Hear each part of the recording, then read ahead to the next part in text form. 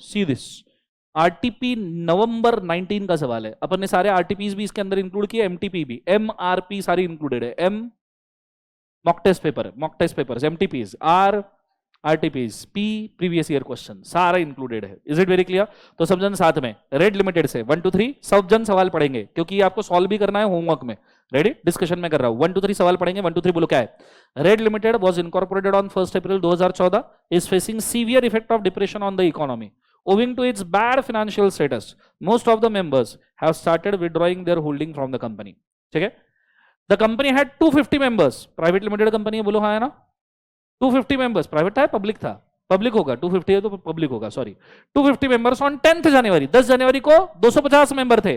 15th January 244 members withdrew their holding. 250 में से 244 चले गए, बचे कितने? 6। क्या नंबर फॉल हुआ? कौन से दिन फॉल हुआ? 15th जनवरी। तो 16 जनवरी से लाइबिलिटी क्या हो जाएगी? हाँ, अब सुधरे। मेरे को लगा बोल दोगे अनलिमिटेड। 16 जनवरी से लाइबिलिटी अनलिमिटेड नहीं है। 15 जनवरी से और कितने महीने मिलेंगे? 6। ये 6 महीने में भी कौन लाइबल रहेगा? कंपनी। फिर वो 6 महीने के बाद में लाइबिलिटी क्या हो जाएगी? अनलिमिटेड। नीचे withdrew their holding, no new member is invested in the company after 15 January till date. अब टिल डेट मतलब आप, अब वो नवंबर जनवरी 19 नहीं सॉरी 19 वाले आरटीपी में पूछा है, इसलिए उन्होंने टिल डेट बोला। अब तुम 2015 से लेके अभी तक का टिल डेट मत मानना। Is it very clear? Yes और नो? तो उसके हिसाब से थोड़ा सा सोचना, ठीक है? सो टिल डेट तो आपने थोड़ा समझ जाना कि ठीक है, अनलिमिटेड लाइबिलिटी की बात है। Now mister A is existing member has approach you for the advice him regarding the liabilities in such a situation. क्या आप एडवाइस कर सकते हो? कैसे लिखोगे वो सवाल है, लिखोगे कैसे बोलो? प्रोविजन, प्रोविजन में क्या लिखोगे? प्रोविजन में क्या लिखोगे? पब्लिक कंपनी के डेफिनेशन का कोई लेन देन नहीं, टू द पॉइंट आंसर चाहिए। क्या लिखोगे? सेक्शन 3 है, बात खत्म। और वो भी नॉर्मल लैंग्वेज में लिखा तो भी चलेगा। If in the case of the company, the number of member falls below statutory minimum, in such a situation, following responsibilities will be there. First, company can run for 6 months for the transition. Second, after 6 months, the liability of members will be unlimited till the minimum number of members are kept back या फिर fulfilled. Is it very clear? Provision लिखा, नीचे explanation में आओ, summary दो पूरे case का कि in the company there were 250 members, 244 withdrew their consent, so 6 members are remaining. Now A is a member who wants to know about his liability, तो point number 2 के अंदर it will be unlimited. Is it very clear? Answer में उन्होंने क्या सवाल पूछा है? Explain the consequence when the number of the, sorry my mistake, ये नहीं, एक क्या पूछा है? Now Mr. A is existing member has approached you advising regarding the liability. Now यहाँ आपको ये नहीं पूछा है कि liability unlimited है, आपको पूछा है एडवाइस करो ए को। तो आंसर में आपने ए का एडवाइस लिखना है। It is advice to mister A that he will be liable for all the contract during such a period. Point number 2, to avoid such a liability for future contracts they shall reinitiate the number of members to the minimum. ये आपने 2 advice देनी है। Advice पूछी है ना, ये मत बोल के आ जाओ ना अनलिमिटेड है। अरे एडवाइस तो दो, चार्टर्ड अकाउंटेंट हो। Is it very clear? उसके काम की तो चीज बोलो कि भैया रीइनिशिएट कर ले करके। Is it very clear? इस हिसाब से आंसर लिखना है। समझ में आया? ये चीज आपको आनी चाहिए। इधर देखो मैंने आंसर लिख के भी दिया है, ठीक है? आप एक बार चाहो तो आंसर पढ़ो। हर एक आंसर में दिखा नहीं सकता, जो जो मैंने लिखे हैं आपकी सहूलियत के लिए मैं उनको पढ़ा सकता हूँ। Is it very clear? पर मैं हर एक आंसर दिखा नहीं सकता। इसमें थोड़ा सा मैंने टॉपअप किया है कि मिनिमम नंबर ऑफ मेंबर्स ये वो थोड़ा ज्यादा लिखा है, ठीक है? देख लो एक बार, चेक कर लो। इसके स्क्रीनशॉट भी मैं शेयर कर दूंगा, don't worry.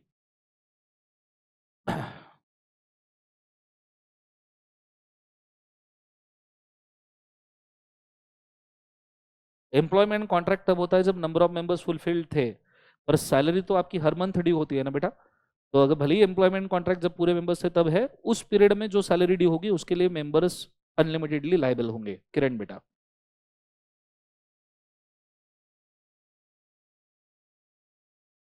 Sir science background वाले को लॉ पता नहीं होगा तो वो तो मना कर देगा ना। इग्नोरेंस ऑफ लॉ, इंडिया में एक चीज है, प्रिंसिपल है जिसको डॉक्ट्राइन कहते हैं। Ignorance of law is not excuse. तुम आर्ट्स बैकग्राउंड से हो और तुम ये बोलोगे मैं आर्ट्स साइंस बैकग्राउंड से हो तो मेरे को कंपनी के बारे में कुछ भी नहीं पता, मैं कंपनी लॉ काय को पढ़ूं, इज नॉट एक्सक्यूज। फिर तो तुम ये भी बोलोगे मैं इनकम टैक्स एक्ट भी नहीं पढ़ता तो मैं इनकम टैक्स क्यों पे करूं। फिर तुम ये भी बोलोगे कि मैं इंडियन पिनल कोड भी नहीं पढ़ा तो मैं मर्डर कर सकता हूं। ऐसे थोड़ी होता है। ये इसका मतलब तो ये तुम जो नहीं पढ़ोगे वो कर सकते हो, ऐसे होता है क्या? नहीं, ignorance of law is not excuse. Is it very clear? Answer पढ़ रहे हो सब लोग?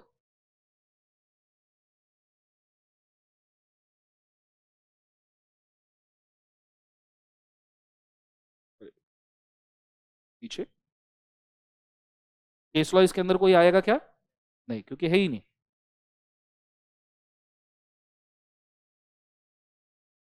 केस लॉ नहीं है तो ब्लैंक नहीं छोड़ना, हेडिंग ही नहीं लिखना। अब ये मैं फॉर्मेट उस वक्त दिखा रहा था क्लास के अंदर, इसलिए मैंने लिखा है, पर आपने केस लॉ का हेडिंग लिखना ही नहीं चाहिए अगर केस लॉ नहीं है तो। काहे को जबरदस्ती आबेल मुझे मार।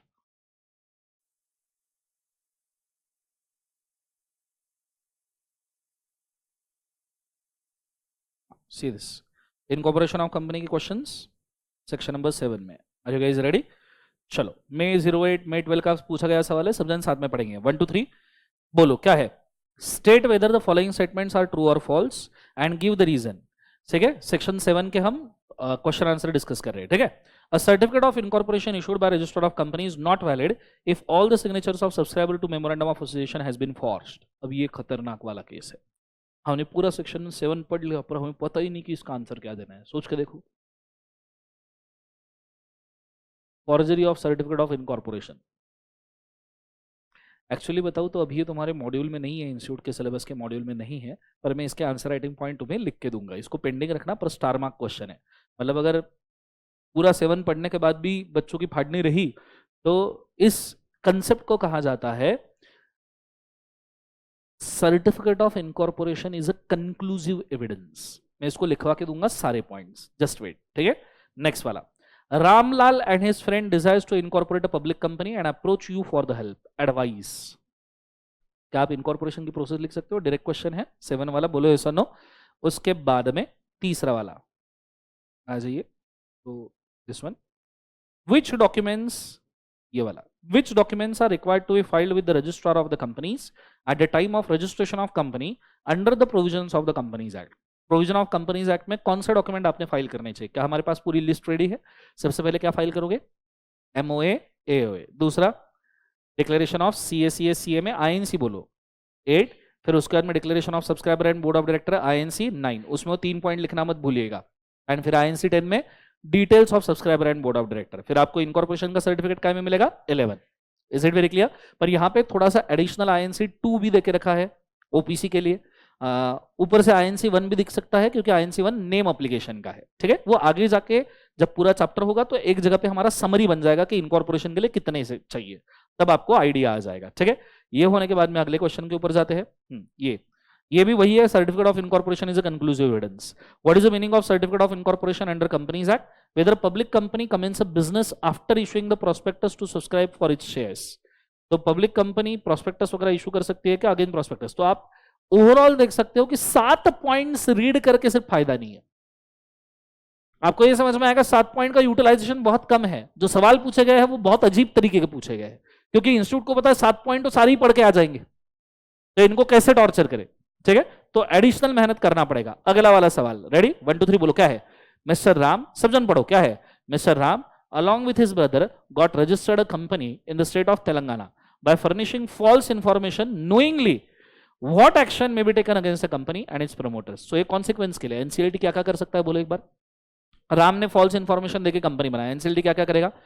447 में फ्रॉड और 448 में फॉल्स स्टेटमेंट का पेनल्टी देगा। फिर 5 ऑर्डर पास करेगा। 447 448 भूलने का नहीं है। हाँ, आप डायरेक्टली उस वहां नहीं जा सकते। सबसे पहली चीज क्या करेगा? Take over of management. दूसरा, winding up, unlimited liability, removal of name. और पांचवा, any other order as may prescribe. लिख पाओगे अच्छे से? जोर से बोलो सुनो। चलो, यहाँ पे इनकॉर्पोरेशन के 7 के क्वेश्चन खत्म होते हैं, पर सर्टिफिकेट ऑफ इनकॉर्पोरेशन के ऊपर हमको कुछ लिखना जरूरी है। तो अब आप रजिस्टर खोलो या वाव बुक में किधर तो भी लिख लो, ये इंपॉर्टेंट है, बहुत ज्यादा स्टार मार्क करके लिखना।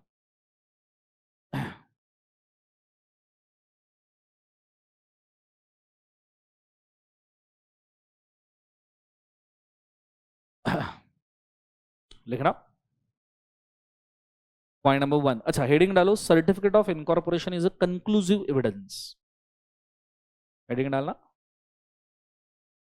एलडीआर इंपॉर्टेंट का मतलब लास्ट डे रिवीजन के हिसाब से important question.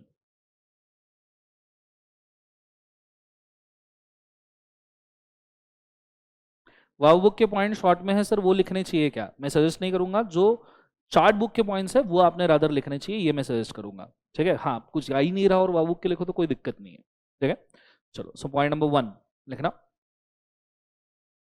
The certificate issued by the ROC, the certificate issued by the ROC,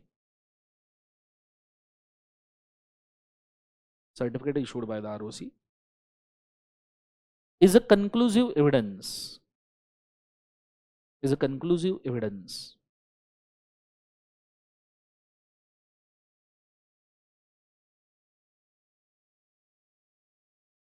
full stop. Point number 2, it means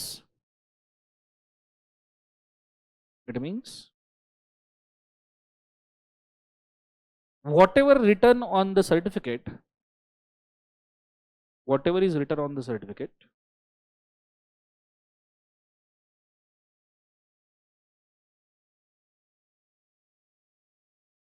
will be still valid,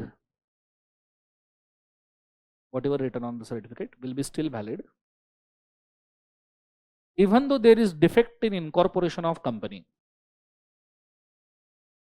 even though there is a defect in incorporation of company.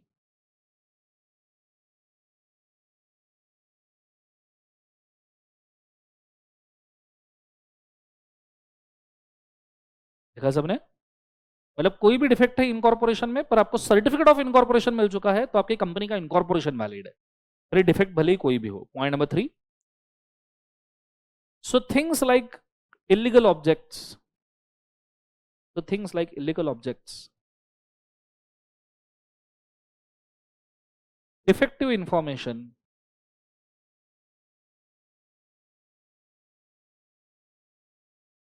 defective information cannot be used,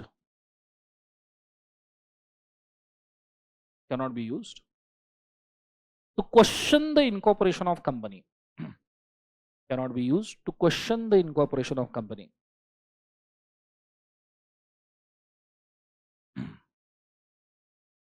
Cannot be used to question the incorporation of company. देखा guys सबने, इससे आप question नहीं कर सकते incorporation of company को. मतलब अगर आपके सर्टिफिकेट ऑफ इनकॉर्पोरेशन में आपने एक डॉक्यूमेंट देते हो कि इलीगल ऑब्जेक्ट भी लिखा है पर सर्टिफिकेट आ गया तो इनकॉर्पोरेशन सही है, ऑब्जेक्ट बाद में चेंज कर लो. ठीक है, ऑब्जेक्ट चेंज करना ही पड़ेगा, इलीगल है तो चेंज करना पड़ेगा पर उससे इनकॉर्पोरेशन गलत है ये नहीं बोल सकते. इनकॉर्पोरेशन हो चुका, आप ऑब्जेक्ट बाद में चेंज कर लो. क्लियर है, कोई डिफेक्टिव इंफॉर्मेशन है और सर्टिफिकेट आ गया तो इनकॉर्पोरेशन तो वैलिड है, आपका जो डिफेक्टिव इंफॉर्मेशन है उसको करेक्ट कर लो क्योंकि इनकॉर्पोरेशन को क्वेश्चन नहीं करेंगे. नेक्स्ट पॉइंट, हाँ आरओसी स्पेशल ऑर्डर पास करेगा, इंक्वायरी पास करेगा, उसके खिलाफ आपको रिप्लाई देने पड़ेंगे. ठीक है, next point, however only exception to this rule, only exception to this rule is forgery, is forgery. Only exception to this rule is a forgery because forgery is null and void, because forgery is null and void.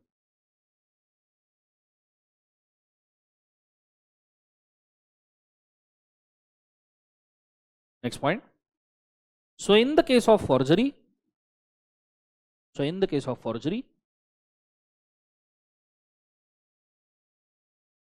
the certificate issued will be invalid,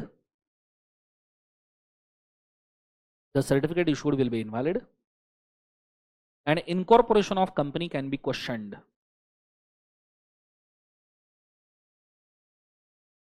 and incorporation of company can be questioned.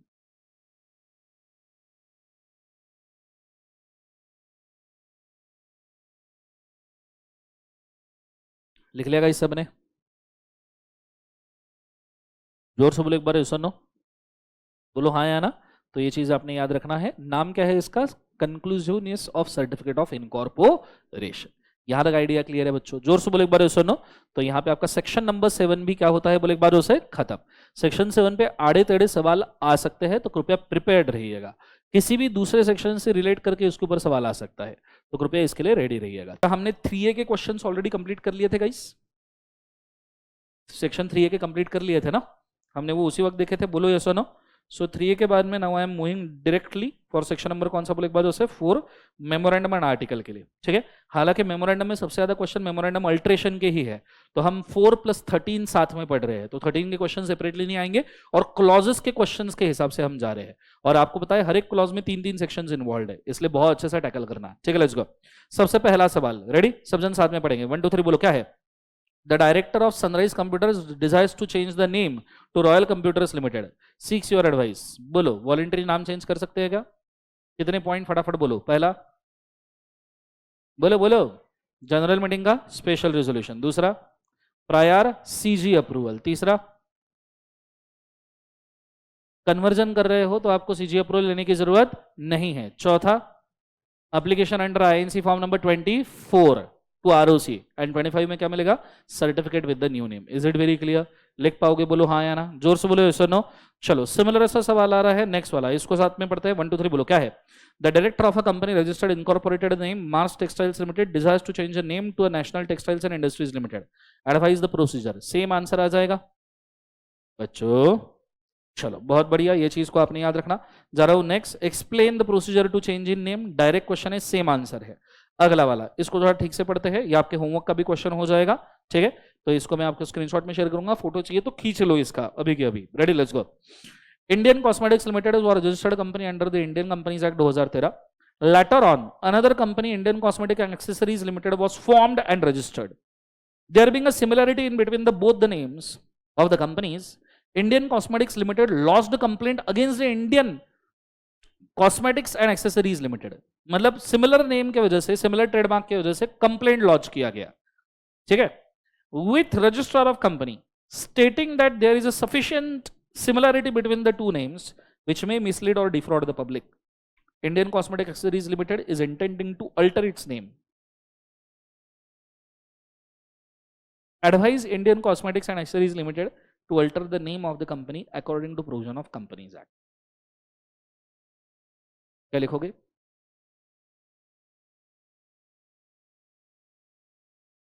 क्या लिखोगे? Compulsory alteration of name, section 16 पक्का? सबसे बड़ा confusion यहां वही है, वो voluntarily change करना चाहते हैं या कंपल्सरी चेंज है। अग्रीड पार्टी ने कंप्लेंट किया, पर कहीं पे भी कोई सीजी का रेफरेंस है नहीं है। कहीं पे भी ऐसा बोला है they are ordered to change the name, नहीं। उल्टा उल्टा एक स्टेटमेंट है जो आपकी आंखें खोल सकता है, Indian cosmetic accessories limited intending to alter its name. अब ऐसा स्टेटमेंट में आपने क्या अजम्पशन लेना चाहिए? वॉलेंटरी, ठीक है। हाँ, बट फिर भी कुछ बच्चों को कंफर्ट नहीं आएगा, तो दोनों लिख के आ जाओ। है क्या? 3 पॉइंट बढ़ेंगे ज्यादा से ज्यादा।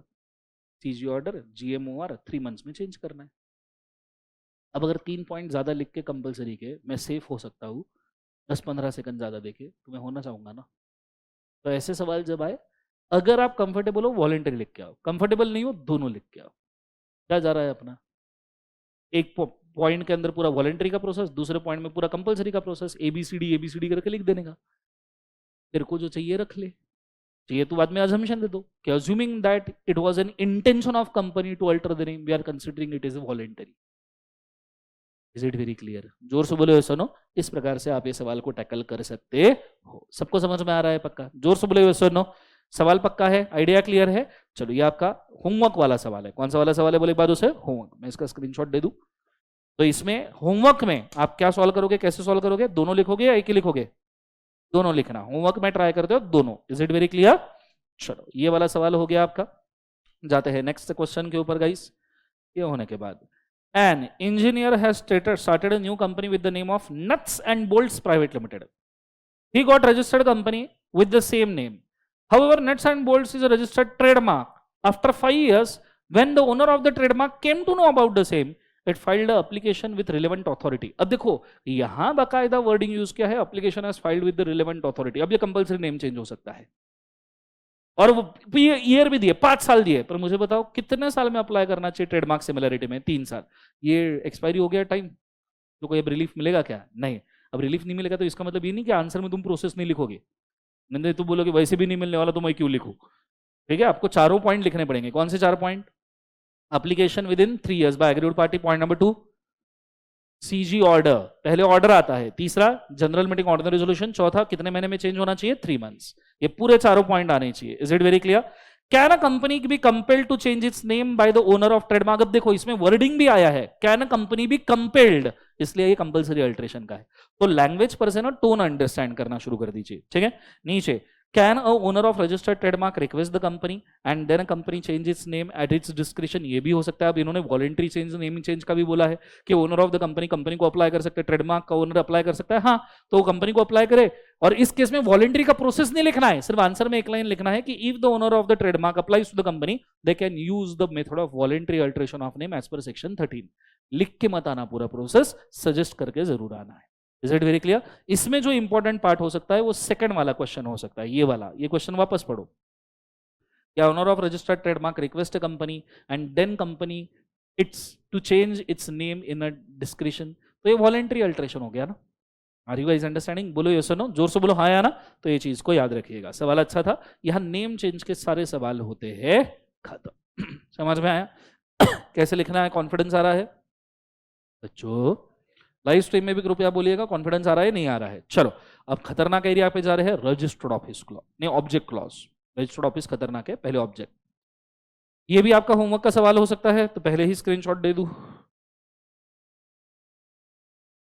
Let's go. सो सब जन पढ़ेंगे क्वेश्चन साथ में। 1 2 3 बोलो क्या है? The object clause of memorandum of association of LSR private limited Lucknow authorized to do trading in fruits and vegetable. The company, however, entered into a partnership with Mr. J and traded in a steel and incurred the liabilities to Mr. J. The company subsequently refused to admit the liability to J on a ground that the deal was ultra virus by the company. Examine the validity of company's refusal admitting. अब ये सवाल काय का है? ये सवाल object clause का तो है, पर ऑब्जेक्ट क्लॉज में भी एक का है, ultra vires, doctrine of ultra vires and doctrine of constructive notice. तो इसको हम वहां पे एंटरटेन करेंगे, डोंट वरी। ठीक है, फिलहाल मैं नेक्स्ट क्वेश्चन पे जा रहा हूं। हालांकि अल्ट्रा वायरस और कंस्ट्रक्टिव नोटिस के क्वेश्चन सेपरेटली दिए हैं, just wait. Explain the steps to be taken by company for starting a business which there is no provision in the object clause of the memorandum of association. Object clause of memorandum में वो business का कोई permission नहीं है, और आपको ऐसा नया बिजनेस शुरू करना है। क्या प्रोसीजर है? Simply alteration of object clause ही पूछ रहे। चलो पॉइंट बोलो। पहला point, point number 1, object clause alteration. Point number 1, general meeting का कौन सा? सबसे पहले object clause are of 2 types, main object, supplementary object. Main object for which company run, supplementary object low cost no cost पे profitable हो सकता है। ये मॉड्यूल का लैंग्वेज बोल रहा हूं मैं आपको, ठीक है? लो कॉस्ट नो कॉस्ट वगैरह ये सब मॉड्यूल में दिया है। पॉइंट नंबर 2, जनरल मीटिंग का कौन सा resolution? Special. Point number 3, refund to 25% dissenting share holder at max. चौथा, 2 न्यूज़पेपर में advertisement, regional English and filing with the ROC। Creditor का अप्रूवल यहाँ नहीं है, क्रेडिट का अप्रूवल रजिस्टर्ड ऑफिस में है, यहाँ लाके मत रख देना। क्लियर है कंसेप्ट? 5 पॉइंट है। ऑब्जेक्ट क्या होता है, रेजोल्यूशन कौन सा है, डिसेंडिंग शेयर होल्डर का रिफंड वाला point, newspaper advertisement, ROC filing. 5 point में आंसर खत्म हो जाएगा। Is it very clear? याद आ रहा है ऑब्जेक्ट क्लॉज? जोर से बोलो इससे नो। चलो अगला वाला सवाल, what are the purpose for which object can be change? Object clause alteration कैसे होगा? अलग अलग तरीके से डायरेक्ट क्वेश्चन पूछा है कई बार। Is it very clear? So direct question है तो टेंशन नहीं है, 5 पॉइंट सेम ठोकने हैं। ये वाला सवाल, ये सब जन साथ में पढ़ेंगे, क्वेश्चन थोड़ा सा अच्छा हो सकता है। 1 2 3 बोलो क्या है? कैसे पढ़ते हो? थोड़ा सा ठीक से दम लगा के पढ़ो जरा जीवन में। 1 2 3 बोलो क्या है? A company was started with the object of building a mall with shops. The building was destroyed by fire. अरे बाप रे! And company wanted to alter its object clause in memorandum by substituting a word, a mall with shops, with the word shops, residential building and warehouse for letting purpose. Will the alteration of memorandum for the purpose is permissible? Decided. क्या alteration permissible है? हाँ। तो इसमें point क्या लिखोगे? वही 5 point? बोलो ना हाँ या ना। वो 5 पॉइंट के बाद में एक छठवा भी आएगा। The alteration of the object clause shawl not be contradictory with the existing object. मैंने बोला था ना 180 डिग्री का चेंज नहीं चाहिए, ये एडिशनल पॉइंट पुट करना पड़ेगा। Is it very clear? समझ में आ रहा है? इस चीज को याद करना, ये सिर्फ टॉप अप। ठीक है, नेक्स्ट वाला सवाल ये भी अच्छा हो सकता है, हालांकि ये अच्छा है, ठीक है। 1 2 3 बोलो क्या है। Vintage Security Equipment Limited is the manufacturer of the CCTV cameras. It has raised 100 crore through a public issue of its equity share for the starting one more unit of CCTV camera manufacturing. It has utilized 100 crores rupees and then it realized that its existing business has no potential for the expansion of the government, has reduced the custom duty on the import of the CCTV camera. Hence, imported cameras from China are cheaper than its own manufacturing. Now it wants to utilize the remaining amount in a mobile app development business by adding a new object to its memorandum. Does the company allowed to change the object? Question समझा क्या? CCTV cameras के cell से manufacturing से वो up app development के ऊपर जाना चाहते हैं, चलेगा क्या? 180 डिग्री का चेंज है क्या? नहीं, कॉम्प्लीमेंट्री चेंज है, चलेगा। आप ऑब्जेक्ट क्लॉज अल्टर कर सकते हो, वही 5 पॉइंट वापस आएंगे। Is it very clear guys? ये सुनो, सिर्फ इसमें ना आपको एक्सप्लेनेशन थोड़ा सा ठीक से लिखना पड़ेगा बिकॉज क्वेश्चन में फैक्ट्स ज्यादा है। क्वेश्चन में फैक्ट ज्यादा है तो बहुत सारा पसारा नहीं लिखना, जितना जरूरी है कि भैया vintage security CCTV manufacturer want to change its object to development of the application due to slack in the market, बात खत्म। पूरा वो चाइना वाइना वहां से चीपर है, फलना ढकना कुछ नहीं, स्लैक इन द मार्केट, बात खत्म। फिर बाद में प्रोसीजर एक्सेप्ट कर लेना। Is it very clear? चल, ये सवाल होने के बाद जा रहा हूं अगले सवाल पे। चलो, ऑब्जेक्ट क्लॉज का अल्टरेशन वाले सारे क्वेश्चन यहाँ पे होते हैं खत्म। यहां तक आइडिया क्लियर? अब आता है खूंखार वाला एरिया, रजिस्टर्ड ऑफिस क्लॉज, क्योंकि इसमें पास अपने पास बहुत सारे पैरामीटर है। उसके पहले एक काम कर लो, रजिस्टर्ड ऑफिस क्लॉज का चार्ट पढ़ लो और सारे अप्रूवल पढ़ लो, क्योंकि तुम ऐसे मेरे को देखते रहोगे रजिस्टर्ड ऑफिस क्लॉज में, मेरे से सहन नहीं होगा। लाइव स्ट्रीम में भी पढ़ना है सबने।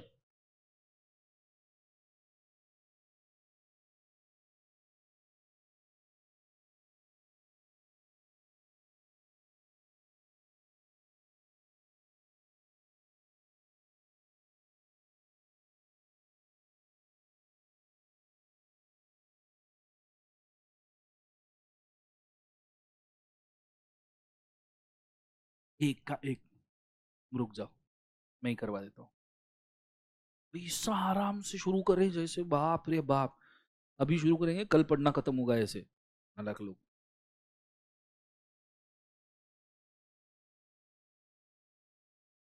पढ़ो तो ऐसे पढ़ो कि टीचर को टेंशन आ जाए।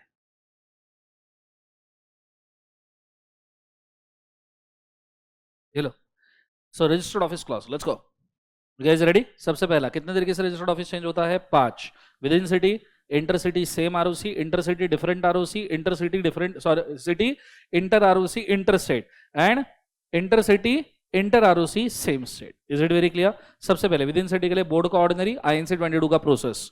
फिर इंटरसिटी सेम आरओसी के में बोर्ड का ऑर्डिनरी, जनरल मीटिंग का स्पेशल, क्योंकि प्लेस चेंज हो रहा है एजीएम का, आईएनसी 22 सेम है। फिर intercity inter ROC same state में, बोर्ड का ऑर्डिनरी, जनरल मीटिंग का स्पेशल, आईएनसी 23 वाला वो प्रोसेस, 30 दिन में आरओसी, 30 दिन में रिप्लाई, 60 दिन में सेकंड आरओसी, 30 दिन में रिप्लाई। याद आया? वो वाला लिखना पड़ेगा। फिर इंटरसिटी इंटर आरओसी इंटरस्टेट, सबसे ज्यादा अप्रूवल इसमें है, बोर्ड ऑर्डिनरी, जनरल मीटिंग का स्पेशल, दोनों आरओसी का अप्रूवल, वो भी आईएनसी 23 वाला प्रोसेस। फिर prior CG approval, prior CG के साथ में ये सारे डॉक्यूमेंट लेके फेंक के मारो सीजीएसजी को, तो ही जाके प्रायर सीजी अप्रूवल आने वाला है। वो ऊपर सीजी अप्रूवल लिखा है वो इसी का है, MOA GMSR board ordinary ROC approval. नीचे secretary of the state government का अप्रूवल, क्रेडिटर्स का अप्रूवल, नहीं तो एनसीएलटी का अप्रूवल कि क्रेडिटर को हम पे नहीं करने वाले, रीजनल डायरेक्टर का अप्रूवल, कोर्ट के पास लेके जाओ, कोर्ट का जुरिस्डिक्शन चेंज हो रहा है, पब्लिक नोटिस देना है आईएनसी 26 में, एंड वर्नाक्युलर इंग्लिश लैंग्वेज में हो सकता है। हालांकि जो कोर्ट के साथ फाइलिंग कर रहे हो रीजनल डायरेक्टर को, आईएनसी 28 है।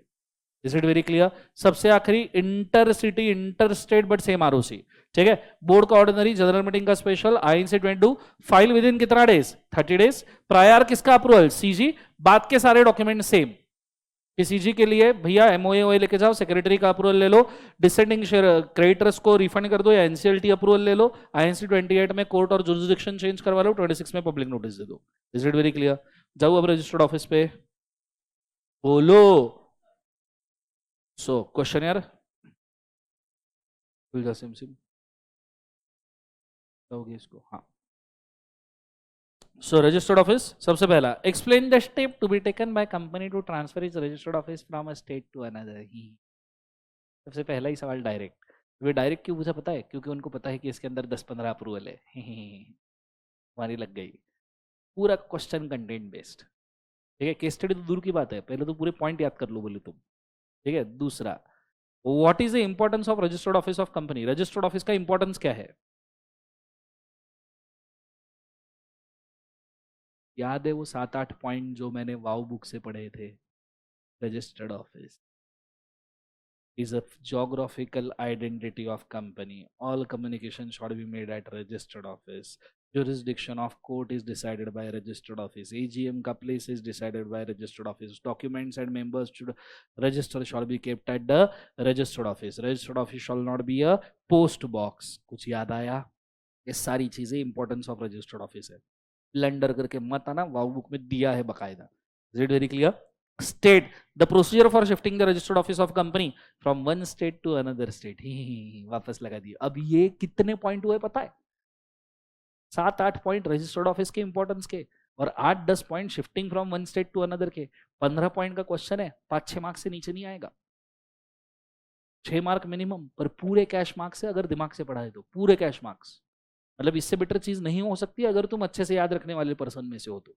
Is it very clear? Analytical skill की जरूरत ही नहीं है।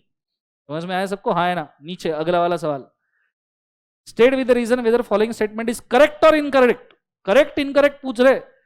Change in registered office from one place to another within a state requires confirmation of central government. Within a state change कर रहे हो तो सीजी अप्रूवल चाहिए, हाँ या ना? नहीं तो स्टेटमेंट इज इनकरेक्ट। फिर पूरी प्रोसीजर बोलो विद, मतलब अल्टीमेटली पूछा करेक्ट इनकरेक्ट है। 2 मार्क के लिए इनकरेक्ट बोल के ये बोल देना कि अप्रूवल नहीं चाहिए, पर ये 4 मार्क के लिए है। विद इन स्टेट का प्रोसेस, इंटर आरओसी शिफ्टिंग वाला। समझ में आया सबको? हाँ है ना? नेक्स्ट वाला, XY limited has its registered office in Mumbai in the state of Maharashtra. ये आ गया,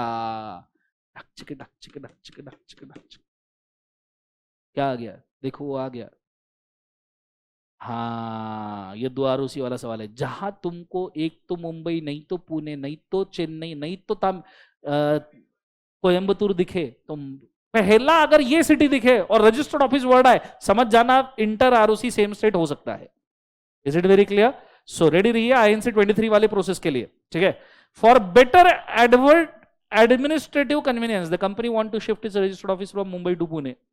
जिसने ठीक से नहीं पढ़ा, वो आरओसी का वेबसाइट खोल के नहीं देखा, उसकी लग गई है मिनिस्ट्री ऑफ कॉर्पोरेट अफेयर्स का। What are the formalities the company required to comply? कुछ नहीं। कौन कौन सा? बोर्ड का ऑर्डिनरी, जनरल मीटिंग का स्पेशल, दोनों आरओसी का अप्रूवल, INC 23 का पूरा process. Is it very clear guys? जोर से बोलो सुनो, ये चीज को आपने याद रखना है। नेक्स्ट वाला, अच्छा इसके अंदर आपको पब्लिक नोटिस भी देना पड़ेगा क्योंकि आरओसी शिफ्टिंग है 26 वाला। ठीक है। सिर्फ स्टेट का जुरिस्डिक्शन चेंज नहीं हो रहा है, इसलिए कोर्ट वोर्ट का कोई अप्रूवल नहीं आएगा, और ना ही सेक्रेटरी का अप्रूवल आएगा, ना ही आपको सीजी और एसजी का अप्रूवल लेना है। पर पब्लिक नोटिस भूलना मत। 26 का पब्लिक नोटिस आता है आरओसी चेंज में। Is it very clear? चलो अगला वाला सवाल, ABC limited registered in the state of West Bengal desires to shift to state of Maharashtra. Inter state. ठीक है। अब इसमें इंटर आरओसी का सेंस ही नहीं है, स्टेट ही चेंज हो गया, आरओसी तो चेंज हुआ ही है। ठीक है। सीजी का अप्रूवल ऐड कर दो, INC 28 ऐड कर दो, डॉक्यूमेंटेशन का फाइलिंग ऐड कर दो लास्ट क्वेश्चन में। Is it very clear? अगला वाला, हा, इसे कहते सवाल कि देख के फटके हाथ में आ जाए। ठीक है। पहली स्क्रीनशॉट दे दूं तुमको, इसको, ये होमवर्क है तुम्हारा।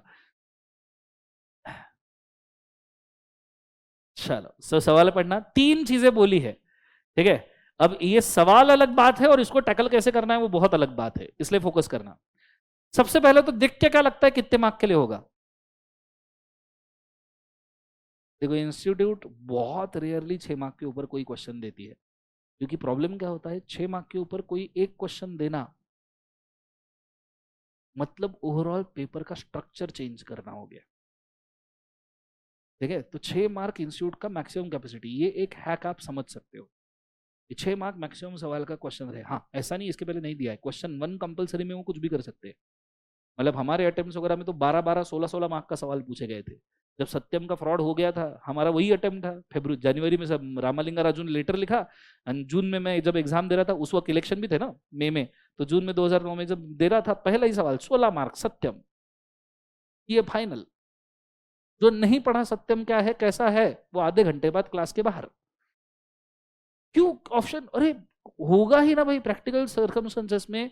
और सबसे ज्यादा ब्लेम पीडब्ल्यूसी पे चल रहा था, चार्टर्ड अकाउंटेंट्स पे चल रहा था कि सीओ सोए थे 8 साल से बंदा फ्रॉड कर रहा, तुमको नहीं दिखा?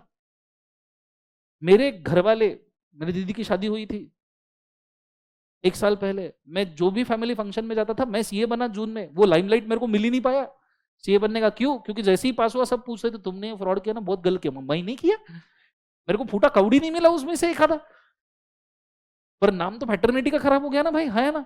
अभी भी बुरा लगता है वो, मेरे को वो साल वापस चाहिए मेरा जिंदगी के अंदर। ठीक है, एनीवेज। सो जब ऐसा सवाल है समझ जाओ 6 मार्क का सवाल है, और जब ऐसा समझ जाओ 6 मार्क का सवाल है और 3 डिफरेंट क्वेश्चन दिख रहे, भले ही कंसेप्ट सेम हो, पर तीनों डिफरेंट क्वेश्चन का तीनों डिफरेंट आंसर लिखना, फॉर्मेट फॉलो करने की जरूरत नहीं है। आप इसमें फॉर्मेट फॉलो करने जाओगे आपकी वाट लगेगी। एक ही क्वेश्चन में दो या दो से ज्यादा, 3 भी नहीं बोल रहा मैं, 2 या 2 से ज्यादा सवाल है, ठीक है, और वो अलग अलग कंसेप्ट्स के ऊपर है। फॉर्मेट फॉलो करने का नहीं, पॉइंट 1 पॉइंट 2 जो जो नंबर है क्वेश्चन का, उस नंबर में उसका प्रोविजन और उसी में आंसर दे देना। एक्सप्लेनेशन की ऐसी जगह पे जरूरत नहीं होती, प्रोविजन लिखो उसके हिसाब से स्ट्रेट अवे आंसर ठोक दो। Is it very clear? यहाँ पे आपके फॉर्मेट का एक्सेप्शन बनेगा, इसलिए मैं ये सवाल आपको होमवर्क में दे रहा हूँ। मेरे को देखना आप कैसे टैकल करते हो, क्योंकि फॉर्मेट तो अब आ गया, अब फॉर्मेट से बाहर निकलना जरूरी है। Is it very clear? So examine the validity of the following decisions or proposals. Registered office is shifted from the Thane to Dadar local of Mumbai only. अब थाने टू दादर ये क्वेश्चनेबल चीज होती है बहुत सारे बच्चों को, सर ये सिटी के सिटी में माना जाए या इंटर सिटी माने? आरओसी तो चलो सेम है, तो ऐसे केस में आप इसको विद इन सिटी ही मानो, क्योंकि अब मुंबई सबअब्स इतना कोई डिफरेंट रहा नहीं है। और इंस्टीट्यूट ऐसी हरकतें तब करती है, जुलाई 21 में पूछा गया सवाल है, मतलब कितना हरामीपना है ये, थाने से दादर। आधा आप सोचो मुंबई में और भी है, कल्याण है, डोंबिवली है, वो विद इन मुंबई वाला नहीं, जानबूझ के ठाणे, एक बाहर वाला पूछा, एक जहां तक मुंबई कंफ्यूजन लोगों को कि ठाणे मुंबई में है कि नहीं है, समझ में आ रहा है तुमको? आया ना? तो ऐसा भी हरकतें करता है, ये प्रेजेंस ऑफ माइंड वाला केस है, ठीक है। अब तुमने बोलना ये मुंबई से, I assuming this entire area is Mumbai, board का ऑर्डिनरी सोल्यूशन, बात खत्म। दूसरा, the registered office situated in the Mumbai, Maharashtra jurisdiction, whereas the corporate office is situated in Pune, Maharashtra, within jurisdiction registrar Pune, proposed to shift its corporate office from Pune to Mumbai. Part 2। Registered office कहां है? बोले Mumbai. Corporate office कहां है? पुणे। बोले corporate office shift कर रहे हैं। कोई रजिस्टर्ड ऑफिस शिफ्टिंग का प्रोसेस नहीं है, जिस चीज को रजिस्टर्ड ऑफिस बोला और वो चीज शिफ्ट हो रही है तो काम की चीज है। कॉर्पोरेट हेड ऑफिस मेरे को नहीं मालूम, मेरे को तुम रजिस्टर्ड ऑफिस वर्ड यूज करो तो ही मैं चेंज करूंगा। Is it very clear? तो यहाँ सीधा लिखने का, for change in the corporate office there is no procedure required, company can do its on its own, full stop. मेरे को मालूम नहीं, ये लिखना मत, ठीक है। नीचे, registered office situated in a place, certain place of the city is proposed to be shifted to another place with the local limits and of the same city under the authority of board resolution. अब यहाँ resolution भी दे दिया, same city में board resolution ही लगता है, तो गलत क्या है? चलेगा। अब ऐसा हुआ पहले 2 बाउंसर दे दिए और तीसरा लॉलीपॉप दे दिया, मतलब 3 बॉल में wicket down. Is it very clear? तो ये बहुत अच्छे से याद रखना, इसमें फॉर्मेट फॉलो करने की जरूरत नहीं है, क्वेश्चन अच्छे से टैकल करना। Is it very clear? इसको होमवर्क में मैंने दिया है, सॉल्व करना जरूरी है, ठीक है। अगला सवाल, अब ये रिपीट होंगे तो फटाफट लेते हैं। Ready? So registered office in the state of Tamil Nadu आ गया, बोला ना मैंने, चेन्नई, तमिलनाडु, मुंबई, पुणे, कुछ भी दिखे, महाराष्ट्र दिखे, समझ जाना। आंसर लिख सकते हो तमिलनाडु कोयम्बतूर का, चेन्नई कोयम्बतूर का, बोलो हाँ या ना। चलो सेम है मुंबई पुणे वाला। अगला वाला, ये देखो 2 क्वेश्चन आए, फॉर्मेट फॉलो करने की जरूरत है क्या? नहीं, अनलेस एंड अनटिल 2 क्वेश्चन एक ही चीज के पार्ट नहीं है। हाँ, एक ही केस स्टडी और उसके 2 क्वेश्चन है, बात अलग है, ठीक है, उसमें फॉर्मेट फॉलो करना है। So validity of following, registered office shifted from Thane, वापस टॉर्चर करने के लिए। MTP 13 का सवाल है, 23 का सवाल है, समझना आपने, अभी पूछा है कुछ दिन पहले, ठीक है। ये हो गया रजिस्टर्ड ऑफिस शिफ्टिंग का अल्टरेशन कंप्लीट। यहां तक आइडिया क्लियर है गाइस? जोर से बोलो सुनो। रजिस्टर्ड ऑफिस के बाद में कैपिटल क्लॉज में commerce limited want to desires to alter the capital clause, advise under companies act. ये आंसर 61 के हिसाब से आएगा, ठीक है। 13 साइड में कोट करना है, पर 61 के हिसाब से लिखना। जनरल मीटिंग का order resolution, increase in capital, decrease in capital, division of capital, consolidation of capital, conversion, इतने तरीके से हो सकता है। Is it very clear guys? चलो, कैपिटल क्लॉज में ज्यादा कोई टेंशन वाली बात नहीं है। अगला वाला आता है, that is liability clause alteration. ये भी exam point of view important नहीं है, पर देख लो। RSP limited with limited liability of the members by guarantee 10 lakh, the company increase the liability of the members from 10 to 15 lakh। हालांकि ये सवाल आना नहीं चाहिए क्योंकि इंस्टीट्यूट के मॉड्यूल में, इसलिए देखो नवंबर 10 का सवाल है, ओल्ड सिलेबस का है, ठीक है। नवंबर 10 का सवाल है, इसमें यूनानिमस रेजोल्यूशन जनरल मीटिंग का था, अभी इंस्टीट्यूट के मॉड्यूल में लाइबिलिटी क्लॉज के ऊपर यूनानिमस रेजोल्यूशन नहीं लिखा है, तो ऐसे केस में क्या करना चाहिए, आई विल टेल यू, ठीक है। Lack of alteration in the alteration in the liability clause of the memorandum referring to provision of Companies Act decide whether the members of the company are liable to increase in the capital, ठीक है। अब इस case में मैंने answer coat ही करके दिया है पूरा, ये सेम आंसर आप जैसा का वैसा कॉपी कर लोगे तो भी आपको कोई फर्क नहीं पड़ेगा। अब यूनानिमस रेजोल्यूशन रेफर तो नहीं किया है मॉड्यूल में, तो इसको स्मार्टली कैसे टैकल करना है इसलिए मैंने आंसर लिख के रखा है, कृपया एक बार सिर्फ रीड कर ले, गो फॉर इट फास्ट।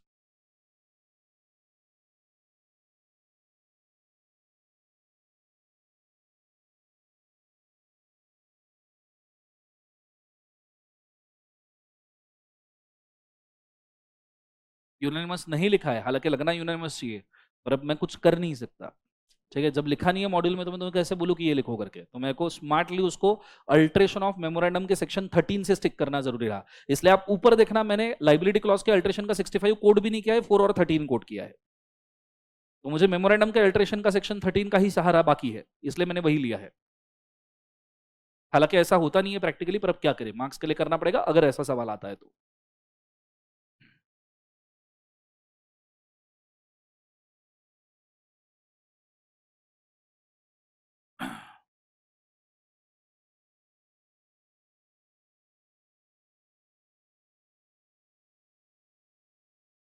चलो डन, जोर से बोले सुनो, आंसर समझ में आया, मैंने स्क्रीनशॉट शेयर कर दिया है नीचे।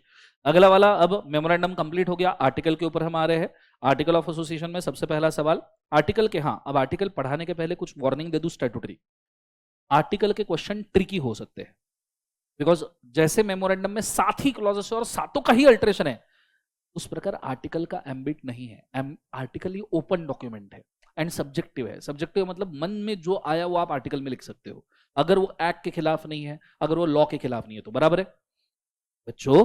इसलिए आर्टिकल के सवाल ना अजीब हो सकते हैं, तो मैं आपको हमेशा ये बोलूंगा अगर सवाल आर्टिकल का है, फर्स्ट चीज एक्टिव होनी चाहिए प्रेजेंस ऑफ माइंड, सेकंड चीज एक्टिव होनी चाहिए तुम्हारे पूरे ज्ञान के साथ में तुमने क्वेश्चन अटेम्प्ट करना है।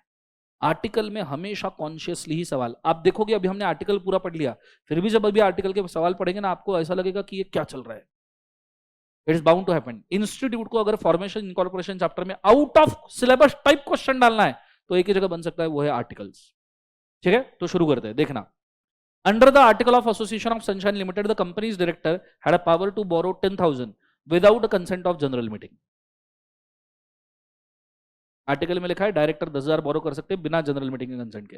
The director themselves lent 35,000 to the company, director ने खुद के पर्सनल फंड में से कंपनी को 35,000 दे दिए, हालांकि पावर इनके पास था क्या, नहीं, क्योंकि कंपनी तो बोरो कर रही है ना 10,000 के ऊपर, ठीक है। Without the consent and took debentures of the company, और कंपनी के डिबेंचर बदले में ले लिए लोन देके। Decide under the provision of companies act whether the company is liable for the same, what extend the liability of company in this case. बोलो, अभी हम डॉक्ट्रिन ऑफ अल्ट्रा वायरस की तरफ खींचे हैं कि भैया बोरोइंग के पावर्स आर्टिकल और मेमोरेंडम में है क्या, अगर पावर जितने हैं उतना ही करना है, तो ऐसे सिचुएशन में अगर ज्यादा बोरोइंग डायरेक्टर ने दिया है तो ऐसे केस में कंपनी उसके लिए लायबल नहीं है, कंपनी सिर्फ 10,000 तक के ही लायबल है, बचाओ 25,000 हमें नहीं मालूम। अब ऐसे क्वेश्चंस में आंसर ज्यादा एक्सप्लेन करने में घुसने का नहीं। क्या होता है जैसे ही क्वेश्चन पढ़ते और आपको ऐसा लगता है ना कि भाई ये मुझे कॉन्फिडेंटली नहीं आ रहा, तुम ज्यादा चीजें पुट करने की कोशिश करते हो। मुझे एक बात बताओ, जितनी चीजें पुट करोगे उतना एक्सपोजर रहेगा मार्क काटने का। See this is human instinct कि कोई चीज अगर हमें जस्टिफाइड नहीं लग रही ना, या हम प्रूव नहीं कर पा रहे ना, हम उसको ज्यादा पॉइंट में प्रूव करने की कोशिश करते हैं। जिसको कॉन्फिडेंस है कि ये मैं प्रूव कर सकता हूँ वो काय को दिमाग लगाएगा, बोलेगा ये 2 पॉइंट है लिख भाई, खत्म बात, इज इट। पर तुमको ये क्वेश्चन पढ़ के पहले इनसिक्योरिटी फील होगा, इनसिक्योरिटी फील होते से what you will go for justifying, justifying. ऐसे 2 लॉसेस है, जितने पॉइंट लिखोगे उतना एक्सपोजर मार्क काटने का और समय भी ज्यादा जाएगा। तो जब भी आपको ऐसा लगे रिवर्स मेंटालिटी में वर्क करो, रिवर्स। जब भी लगे कि सवाल नहीं जमने वाला, सवाल तगड़ा नहीं है, मेरे कॉन्फिडेंस में नहीं है, सबसे पहली बात बहुत सटीक, बहुत सिंपल, बहुत कम वर्ड्स के साथ और बहुत कम पॉइंट्स के साथ जाना, इससे एक्सपोजर कम होगा मार्क्स कटने का। दूसरा, अगर पूरे क्वेश्चन के मार्क कट भी गए तो एटलीस्ट मैंने समय तो कम दिया ना, एटलीस्ट मैंने समय तो कम दिया ना। रिवर्स मेंटालिटी में जाओ, रिवर्स मेंटालिटी से ही out of syllabus question, reverse mentality prove करने में जाने का ही नहीं, जितने कम पॉइंट में हो सकता है लिखने का और समय बचाने का, क्योंकि सी इसकी गारंटी नहीं है पूरा मार्क्स देके जाएगा, देके जाए तो अच्छा ही है। 2-3 हमको इसमें से एक्सपेक्टेड नहीं है, 4 का है, मेरे को 2 चाहिए, और वो 2 के लिए मैं पूरे 6 मिनट इसको नहीं दे सकता। मैं इसको 3 या 4 में निपटाऊंगा, इसके 2 मिनट जो बचे अगले क्वेश्चन जो कॉन्फिडेंट है उस पर दूंगा, वहां मेरे को कमाने के चांसेस ज्यादा है। Is it very clear? Answer एक बार रीड कर लीजिए क्योंकि थोड़ा सा ट्रिकी क्वेश्चन है, काम में आएगा। गो फॉर इट फास्ट।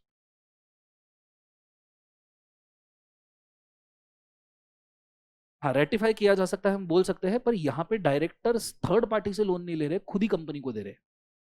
तो ये इंटरेस्टेड डायरेक्टर वाला केस होता है। ये जो आंसर है ना मैं आपको बोल रहा हूँ, एक्चुअली ये सीए फाउंड इंटर का आंसर नहीं है, ये आता है भैया loans to director section number 185 CA final and related party transaction section number 188 CA final. कि डायरेक्टर अगर खुद कंपनी से कोई कॉन्ट्रैक्ट करता है तो बिना जनरल मीटिंग के स्पेशल रेजोल्यूशन के वो कॉन्ट्रैक्ट ही नहीं हो सकता। अब वो बेस से सवाल पूछा है। हाँ नहीं, वो जरूर मेरे को पता है कि वो कंफर्म आएगा कि सर रेटिफाई कर सकते हैं क्या। वो रेटिफिकेशन आप लिखने जाओगे उससे काम नहीं बनेगा। क्यों? क्योंकि लॉ के हिसाब से 185 और 188 के हिसाब से लो नहीं वॉइड। ठीक है, अब मैं आपको 188 एंड 185 तो नहीं बता सकता ना, और ना ही आप वो लिख सकते हो। तो अब मुझे उसके लाइन में आंसर रखना जरूरी है। Are you guys understanding? उस लाइन में अगर मुझे आंसर रखना है तो मेरे को उसी हिसाब से वॉइड वाला आंसर ही देना जरूरी है। Are you guys understanding? अब इसमें आप किसी ऐसे क्वेश्चंस में आपकी कोई गलती नहीं है, पर प्लीज डू अंडरस्टैंड इंस्टीट्यूट आपको कंसल्टेंट बनानी चाहती है। कंसल्टेंट का काम क्या होता है? अनफोर्सीन केसेस आए तो तुम कैसे टैकल कर सकते हो ये दिखाओ। पेपर में वही चेक करेंगे वो, अनफोर्सीन केसेस आए हैं, बताओ तुम क्या लिख के आ सकते हो। Is it very clear? तो इसलिए रेडी रहिएगा। ठीक है, ऐसे 2 मिनिमम क्वेश्चन आपके सिलेबस में रहेंगे, 2 मिनिमम क्वेश्चन ऐसे जो पेपर में रहेंगे। नहीं रहे तो खुद को लकी मानने का, पूरा ठोक किया जाने का।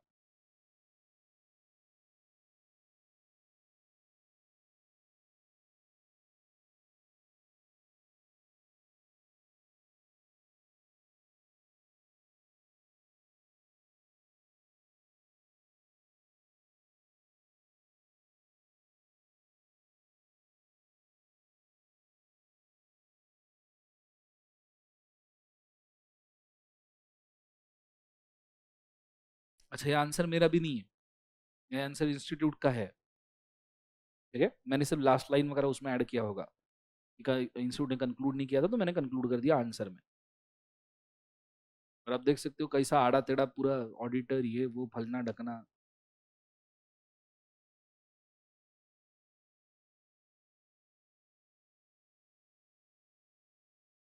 चलो पढ़ लिया सबने। सेकंड क्वेश्चन के ऊपर जा रहे हैं। ठीक है, नेक्स्ट क्वेश्चन ध्यान दीजिएगा। The article of association of limited company provided x shawl B law officer of the company and he shawl not be removed except on a ground of proven misconduct. Article में ये लिखा था, बोले x एक law officer है और जब तक वो कोई मिसकंडक्ट ना करे उसे हकाल नहीं सकते। तो ऑब्वियसली क्वेश्चन बहुत सिंपल है, आगे हकाल दिया होगा।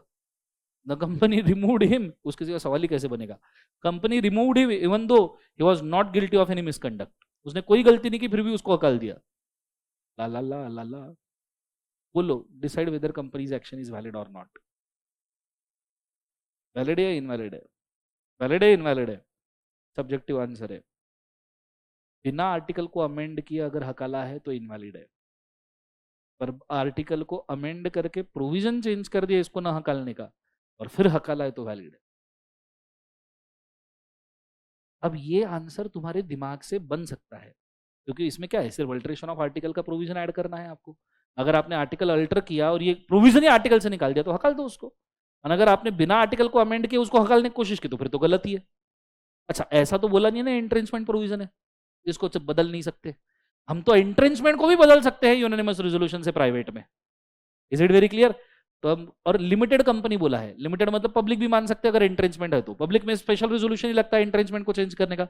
सो तुम्हारा पहला आंसर तो ये होना चाहिए भैया, आर्टिकल चेंज करके हकालना चाहो तो हकाल सकता हूं, और अगर आर्टिकल चेंज नहीं होता और हकाला गया है तो वॉइड माना जा सकता है। Is it very clear? इसलिए देखो आंसर में भी सेम लिखा है, आंसर थोड़ा सा एक केस लॉ के ऊपर डिपेंड है। हालांकि ये केस मैंने उठाया है ओल्ड सिलेबस में इंस्टीट्यूट के ओल्ड मॉड्यूल से, तो आपको ये केस रेफर करने की जरूरत नहीं है, पर मेरे पास था इसलिए मैंने नॉलेज पॉइंट ऑफ व्यू दे दिया। ठीक है, so hence the action taken by the company is valid. क्यों वैलिड है? हाउएवर, आगे ऐड किया है केस के बाद, by altering the article by special resolution under section 14 the act of the act and मिसरेक्स कैन बी रिमूव्ड। तो वो वैलिड तभी है जब आपने आर्टिकल को अमेंड किया है, क्योंकि ये केस में बोला है। Is it very clear? Case याद रख सकते हो तो बहुत अच्छी बात, नहीं याद रख सकते तो it's okay, not a problem. समझ में आया पक्का? चलो सो अगले क्वेश्चन के ऊपर जाओ या पढ़ना है इसको? पढ़ लो एक बार, गो फॉर इट फास्ट। या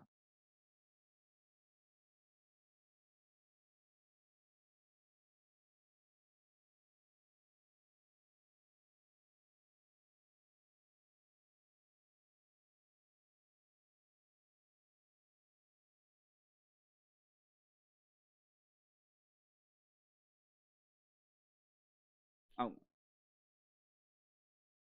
पहले 2 पॉइंट पढ़े, थर्ड पे जा रहा हूं। ये थर्ड प्रोविजन का थर्ड पॉइंट है, however the company and the members are not bound by the outsiders in respect of anything content in the memorandum article.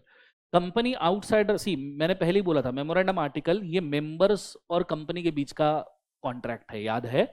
तो थर्ड पार्टी का ऐसा कोई भी चीज अगर मेमोरेंडम आर्टिकल में लिखा है जो कंपनी और मेंबर्स को बाउंड करता है तो वैलिड है क्या? नहीं, क्योंकि कॉन्ट्रैक्ट किसके बीच में है? मेंबर्स और कंपनी। अब मैंने आपको इसलिए बोला था कि जब भी आप थर्ड पार्टी से डील कर रहे हो उनके साथ सेपरेट कॉन्ट्रैक्ट करना जरूरी है। इस केस में लॉ ऑफिसर के साथ में सेपरेट कॉन्ट्रैक्ट बोला है क्या? नहीं। इस वजह से भी ये पॉसिबल है कि आप उसको हकाल दो, क्योंकि आर्टिकल में हमने पढ़ा था member to member, company to member, member to company, article बस इसी को बाइंड करता है। लॉ ऑफिसर तो थर्ड पार्टी है ना, इज इट वेरी क्लियर? इसलिए वो भी पॉइंट ऐड किया है सपोर्ट के लिए, ठीक है?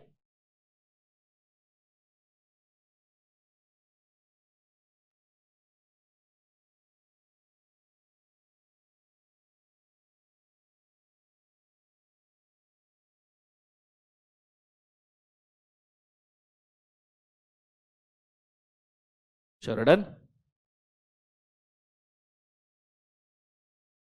ऊपर हालांकि उसको बिना रिमूवल के सारे रीजनिंग्स दिए हैं कि रिमूव नहीं कर सकते, आर्टिकल में लिखा है एक्सेट्रा, पर अल्टर करके रिमूव कर सकते हैं, ये आंसर में कंक्लूड किया है। Is it very clear? आपको थोड़ा लैंग्वेज मेंटेन करके चलना पड़ेगा। समझ में आया पक्का? ये सुनो। चलो अगले वाले सवाल के ऊपर जा रहा हूं मैं। Yadav dairy products private limited has registered article along with memorandum December 2014. Now directors of the company are of the view that the provision of the article regarding forfeiture of share should not be changed except by a resolution of 90% of majority. While section 14 of the Companies Act may be changed by passing special resolution. अब ये बोल रहे हैं, इन्होंने क्या लिखा, बोले forfeiture of, मतलब आर्टिकल अल्टर करने के लिए 90% मेजोरिटी का अप्रूवल चाहिए, एंड सेक्शन 14 बोलता है हमको सिर्फ जनरल मीटिंग का स्पेशल ही चाहिए। मतलब यहाँ आर्टिकल अमेंडमेंट के रिजोल्यूशन पे क्वेश्चन उठाया गया है। Hence, one of the director is of the view that they cannot make a provision against the Companies Act 2013। ये सेक्शन 6 वाला सवाल हो गया। मुझे एक बात बताओ, क्या आप सेक्शन 14 के अगेंस्ट कोई भी प्रोविजन रख सकते हो? नहीं, आपको मानना अपने, एंट्रेंचमेंट भी नहीं, एंट्रेंचमेंट प्रोविजन भी लॉ के खिलाफ नहीं हो सकता। Is it very clear? तो ऐसे केस में आपका ये जो प्रोविजन है 90% मेजोरिटी वाला अप्रूवल, ये गलत हो जाएगा। Is it very clear? तो आपको लिखना पड़ेगा आर्टिकल, यहाँ सेक्शन 6 का भी रेफरेंस आएगा, ठीक है? हाँ, एंट्रेंचमेंट प्रोविजन है वो लॉ के कंप्लायंस में जब तक है तब तक ठीक है। Is it very clear? वो भी मेंशन कर सकते हैं। नीचे, the article of the public company clearly stated Mister A will be the solicitor of the company.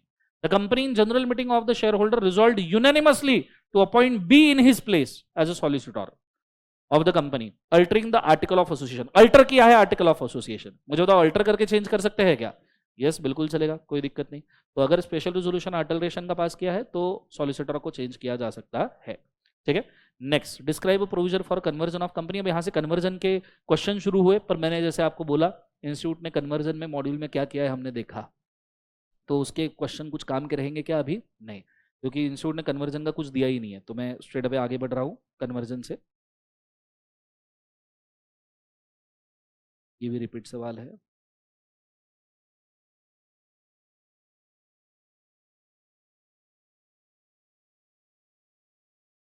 हाँ, ये अब डायरेक्ट क्वेश्चन है। The board of director, board के ऊपर है, ध्यान देना।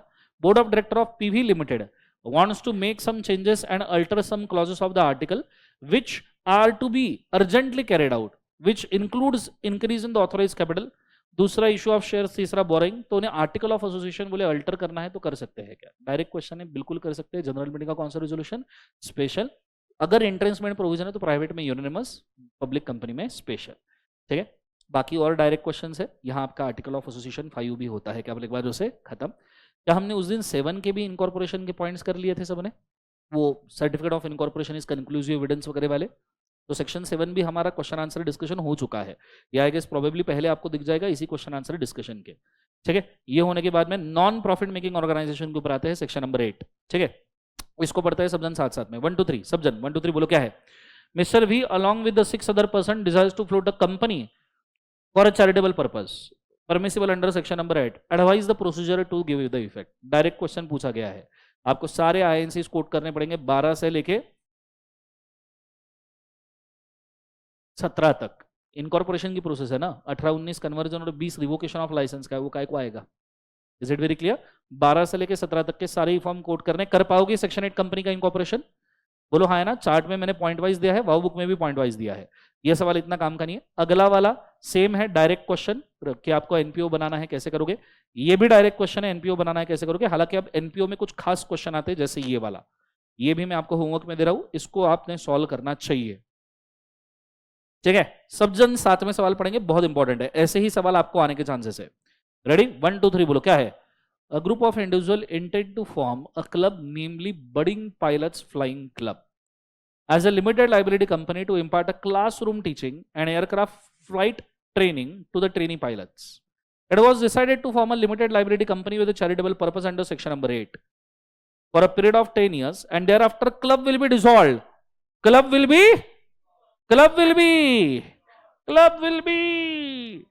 and the surplus asset over the liability, if any, will be distributed among the members as a usual procedure allowed under company। क्या सेक्शन 8 कंपनी वाइंडिंग के time पे जो surplus asset है वो मेंबर्स को दे सकती है? नहीं, वो ट्रांसफर होती है सेम ऑब्जेक्ट वाले दूसरे कंपनी को। Is it very clear? क्या लिख पाओगे आंसर? जोर से बोलो यस और नो। ये मैंने तभी क्लियर कर दिया था। Is it? चलो अब ये वाला, ये भी अच्छा सवाल है। सेक्शन 8 कंपनी के सवाल बहुत अच्छे होते हैं, मतलब सिलेबस के तो होते ही है, not like article of association सब उड़ रहा है, सिलेबस के होते हैं, सिर्फ थोड़े एनालिटिकल स्किल लगाने पड़ते हैं। So mister X association with his relative formed a company to promote education for a children of a poor section. Object देख लो, education for a children of a poor section. A license was issued by central government, registered under Section 8 company. Government aids and lot of funds were contributed by public for fulfillment of the benevolent object. Government ने बहुत सारे fund दिए, public ने भी donation दिया, काय के लिए? Education of a children of a poor section. However, complaint against the company, CG came to know about the manipulation of the funds in the company, and so ordered to revoke the license, further directed the amalgamation with the other company registered under the section 8 of the object to save girls। हो पाएगा? नहीं होगा, same object चाहिए, similar भी नहीं चलेगा। अब इन्होंने आंसर क्या दिया मुझे नहीं पता, हो सकता है इन्होंने ब्लंडर कर दिया हो, तो मुझे पढ़ने दो। नहीं, अमलगमेशन में सिमिलर लिखा है, पर मैंने कुछ इंस्टीट्यूट के क्वेश्चंस देखे जिसमें वो सेम ऑब्जेक्ट ही प्रमोट करते हैं, इसलिए मैं यहां पे देख रहा हूं। इधर है answer. Accordingly order pass by CJ after revocation of license is not in compliance with section number 8। देखा, इसलिए मैंने सेम ऑब्जेक्ट के ऊपर इतना फोर्स किया। उधर किधर भी सिमिलर लिखा हो, same object is the category. Exam में सेम ऑब्जेक्ट लिखना है, नहीं आएगा। सिमिलर में आ जाएगा, सेम में नहीं आएगा। सिमिलर गर्ल चिल्ड्रन है ना, प्रोटेक्शन ऑफ गर्ल चिल्ड्रन में एजुकेशन भी आता है। स्त्री शक्ति, बेटी बचाओ बेटी बढ़ाओ, बेटी बचाओ बेटी पढ़ाओ इस सेव गर्ल चाइल्ड है ना। आप मुझे सिंपल सी बात, थोड़ा सा मतलब आउट ऑफ ट्रैक होगा, लड़कियों को एजुकेशन नहीं देंगे तब तक सेव वाला सवाल आएगा क्या? Similar. Is it very clear? यहां तक आइडिया क्लियर है? बोलो यस और नो। नेक्स्ट वाला, अगला, ये भी मस्त सवाल है। State cricket club was formed as a limited liability company under section 8। The object of promoting cricket, arranging introductory cricket courses, direct district level friendly matches, फलना ढकना। The club has been earning surplus. अरे वाह, सबसे ज्यादा पैसा cricket में ही है। The affairs of the company are conducted fraudulently and dividend was paid to its members. वाह वाह वाह वाह वाह। Mister cool, a member decided to make a complaint with a regulatory authority to curb the fraudulent activity by cancelling a license given to a company. Is there a provision under Companies Act to revoke the license? Whether a company may be wound up, whether the state cricket club can be merged with Mr. Cool and Net Private Limited, a company engaged in the business of networking. कई संबंध नहीं, is it very clear? कौन सा? ये section 8 company, वो private company नहीं हो सकता। Is it very clear? चलो, तो ये भी एक अच्छा सा सवाल बन सकता है। ठीक है, फिर इसके बाद में आखिरी सवाल है। हाँ,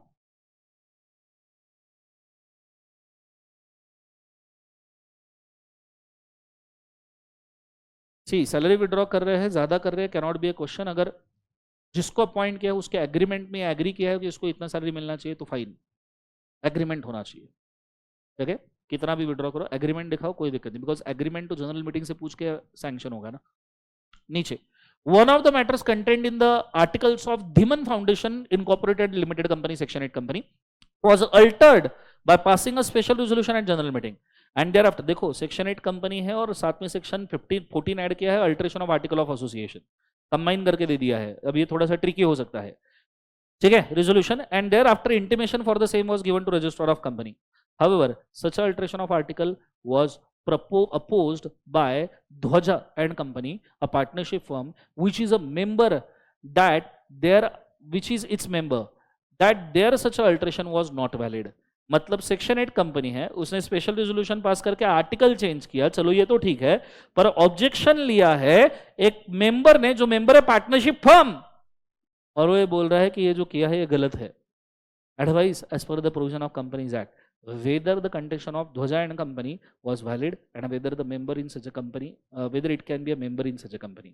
तो मैं आपको बोलूंगा इसका आंसर पढ़ ही लो, क्योंकि ये बहुत ही ज्यादा ट्रिकी सवाल हो गया है। Section 8 company with 14 alteration of article with a member कौन बन सकता है? ये मतलब पूरा खिचड़ी बना के दे दिया क्रॉस रेफरेंसेस का कि संभाल लो। ये सवाल देने का सिंपल मतलब ये है कि तुम्हारे 4 मार्क उनको देने हैं नहीं, बात खत्म। ठीक है, फिर भी आंसर पढ़ लो, सेम सवाल आए तो तुम टैकल कर सकते हो।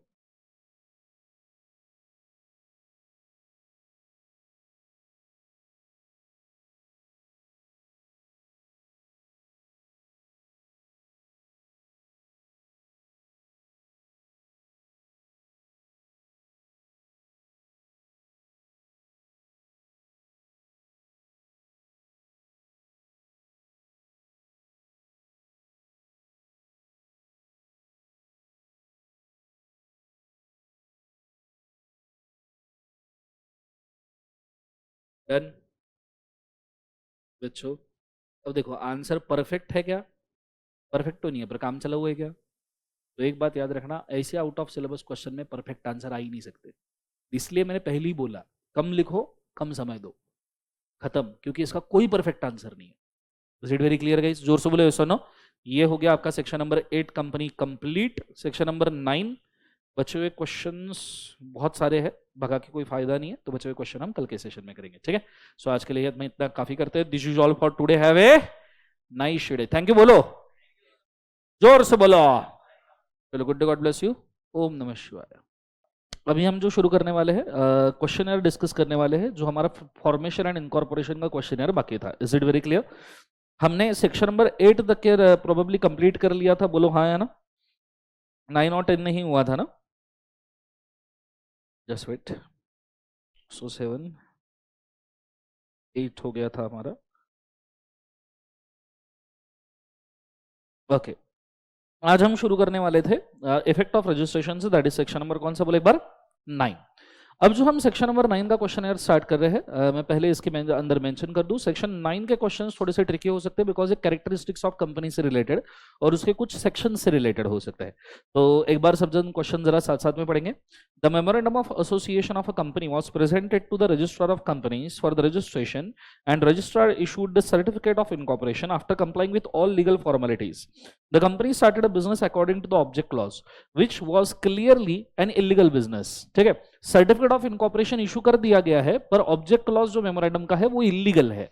अब मैंने आपको एक नोट लिखवा के दिया था, certificate of incorporation is a conclusive evidence, याद है? और मैंने आपको बोला था कि इनकॉर्पोरेशन तो वैलिड रहेगा, सिर्फ जो चीजें इनवैलिड या इलीगल है हम उसी को खारिज करेंगे या उन्हीं चीजों को हम बंद करेंगे।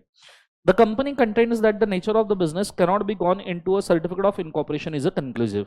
Answer the question whether companies contention is correct और नॉट।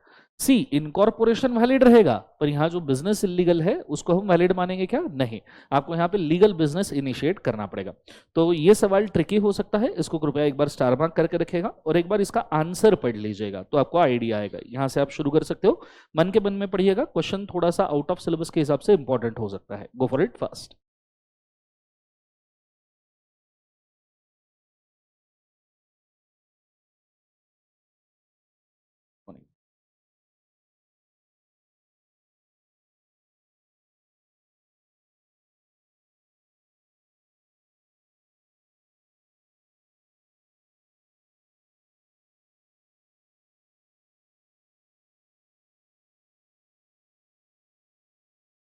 चलिए पॉइंट हो गया, can read this.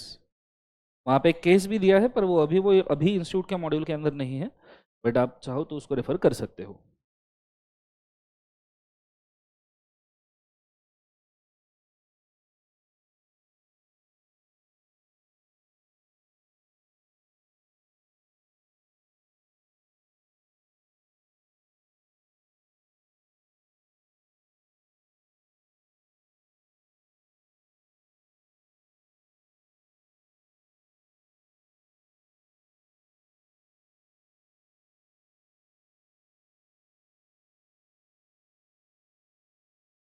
Page number है ये 2.35। ओके, तो अगर आप देखोगे तो उन्होंने भी वही बोला है कि सर्टिफिकेट ऑफ इनकॉर्पोरेशन इशू कर रहा, उससे इलीगल बिजनेस लीगल हो जाएगा क्या? नहीं।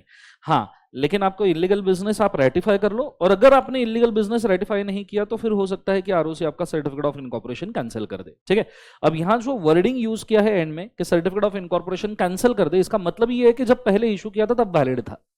Is it very clear? Yes और नो? तो एक तो सबसे पहले देखो यहाँ पे अगर आप फोकस करोगे तो आपको समझ में आएगा कि लैंग्वेज का यूज किया है। As you can see, the certificate of incorporation obtain is not tenable. ठीक है, ये टेनेबल नहीं माना जाएगा। The illegality of the object on adequate grounds of the registrar to ratify the gross mistake, मतलब आप इलीगल ऑब्जेक्ट को ratify कर सकते हो, ग्रॉस मिस्टेक ठीक कर सकते हो, और अगर वो नहीं किया तो नेसेसरी स्टेप ले लो, सर्टिफिकेट ऑफ इनकॉर्पोरेशन कैंसिल कर देगा, because certificate of incorporation is a conclusive evidence. Is it very clear? तो एक क्वेश्चन आ सकता है, याद रखिएगा। ऐसा ही नेक्स्ट क्वेश्चन है, सब जन साथ में पढ़ना।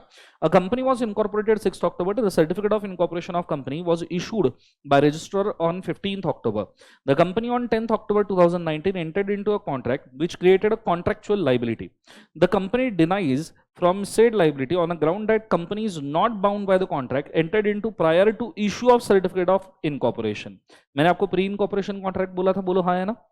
कोई भी प्री इनकॉर्पोरेशन कॉन्ट्रैक्ट इस चैप्टर के अंदर वैलिड है या इनवैलिड है? प्री इनकॉर्पोरेशन कॉन्ट्रैक्ट वैलिड है या वॉइड है?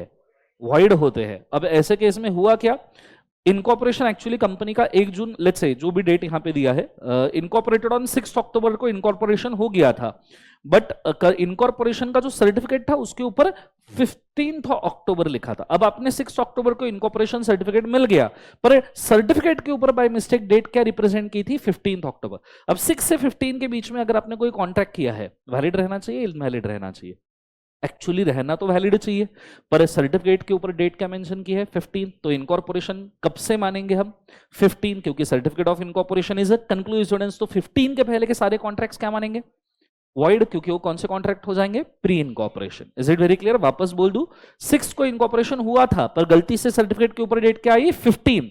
तो हम डेट को क्या मानेंगे? 15, क्योंकि certificate of incorporation is a conclusive evidence. तो उसके पहले के सारे कॉन्ट्रैक्ट क्या माने जाएंगे? बोले एक बार, void. Decide under the provisions of the Companies Act whether the company can be exempted from the said contractual liability। क्या कंपनी एग्जाम किया जा सकता है? आंसर है हाँ। तो एक बार रीड कर लीजिए फटाफट।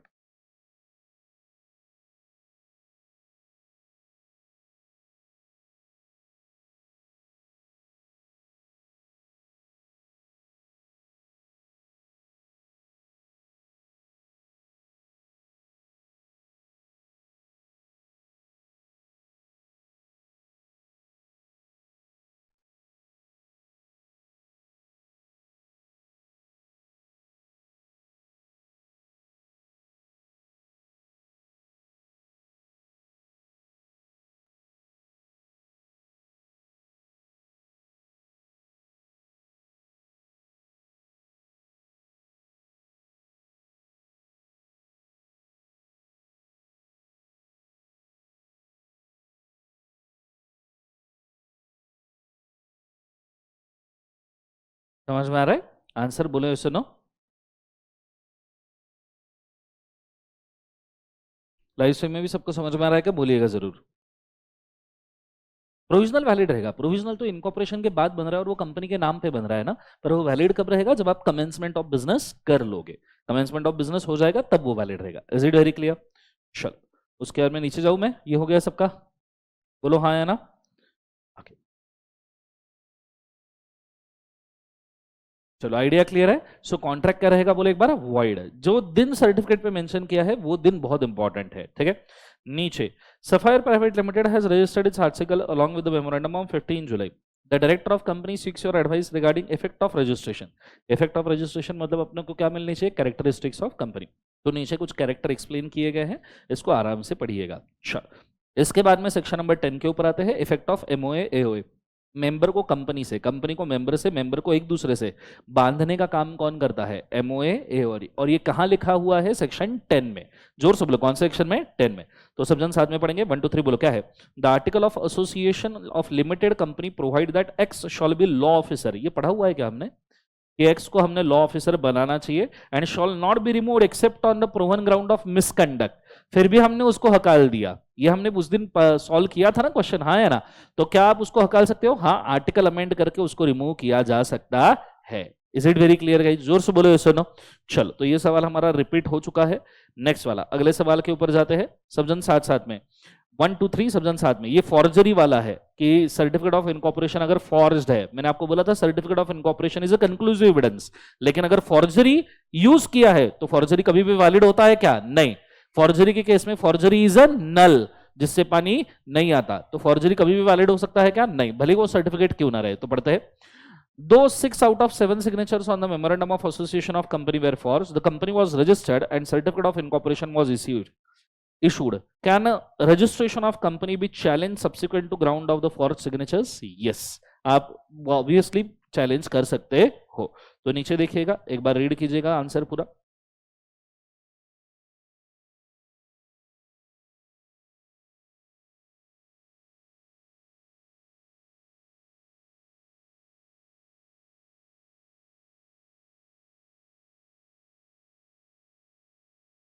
ठीक है, अब यहाँ पे जो आंसर दिया है वो थोड़ा सा गलत दिया है। This is the first question, can be challenge and it will affect the registration of company. Old institute का आंसर था,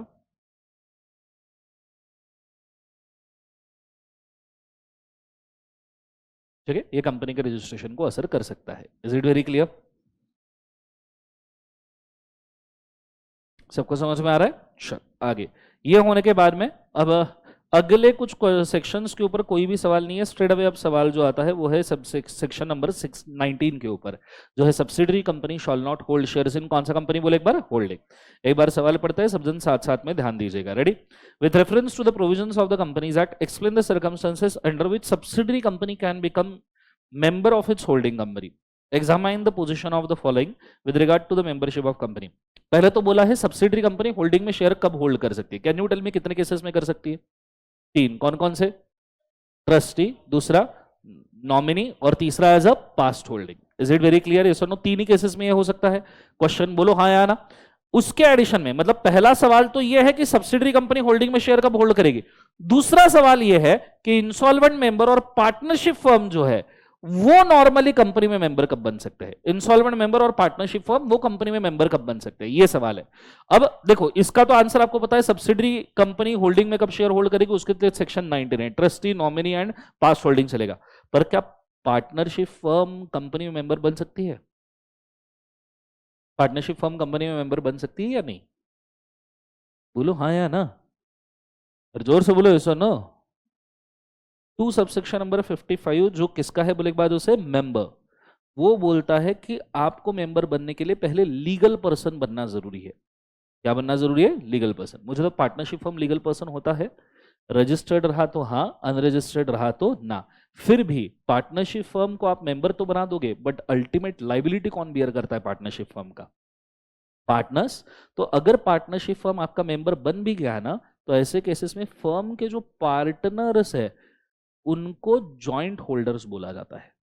क्या बोला जाता है, जॉइंट होल्डर। मतलब पार्टनरशिप फर्म रजिस्टर्ड रहे अनरजिस्टर्ड रहे, फर्म के पार्टनर की लाइबिलिटी ऐसी रहेगी जैसे जॉइंट होल्डर्स है। वैसे भी तो जॉइंट होल्डर ही, जॉइंट ओनर ही तो होते हैं वो, तो उनकी लाइबिलिटी कैसे रहेगी, जॉइंट होल्डर। तो पार्टनरशिप फर्म मेंबर बने, रजिस्टर्ड तो बन सकती है, पर हम ऐसा मानेंगे कि बेनिफिशियल ओनर कौन है, बोले एक बार जोर से, जॉइंट होल्डर जो फर्म के पार्टनर्स है। Is it very clear? दूसरा, क्या इंसॉल्वेंट बंदा मेंबर बन सकता है? पहली बात, इंसॉल्वेंट बंदा अगर है तो उसके एसेट्स बेचे जाएंगे, बोलो हाँ है ना। और अगर असेट बेचे जाएंगे तो उसके शेयर्स भी तो बेचे जाएंगे ना, और अगर शेयर बेचे जाएंगे तो मेंबर रह पाएगा क्या, नहीं। इंसॉल्वेंट बंदा भले ही नाम के लिए मेंबर हो सकता है, मेंबर बन सकता है रजिस्टर ऑफ मेंबर में, पर एक्चुअली उसके पूरे राइट्स ऑफिशियल असाइनी को दिए जाते हैं। ऑफिशियल कौन, बोले एक बार, असाइनी। ऑफिशियल असाइनी मतलब जो इंसॉल्वेंट पर्सन के असेट लाइबिलिटी को सेल आउट करता है। Is it very clear guys? ये सुनो, ये भी क्वेश्चन थोड़ा सा इंपॉर्टेंट हो सकता है। ये ऐसे सवाल जो थोड़े बहुत आउट ऑफ सिलेबस लगते हैं, टाइम पे टैकल नहीं होते, इनके ऊपर ज्यादा फोकस कीजिएगा, ठीक है। जितने मैं इंपॉर्टेंट बोल रहा हूँ उन सबको मार्क करते चलेगा। इनको आपने लास्ट डे या बीच में जब भी आप रिवाइज करो, आपने रिवाइज करना ही चाहिए। Is it very clear? चल, सो मैं चाहूंगा एक बार इसका आंसर पढ़ लीजिए, गो फॉर इट फास्ट। खास करके 19 का तो पता है, partnership firm and insolvent member का। Go for it fast. Live stream में समझ में आ रहेगा, बोलिएगा प्लीज।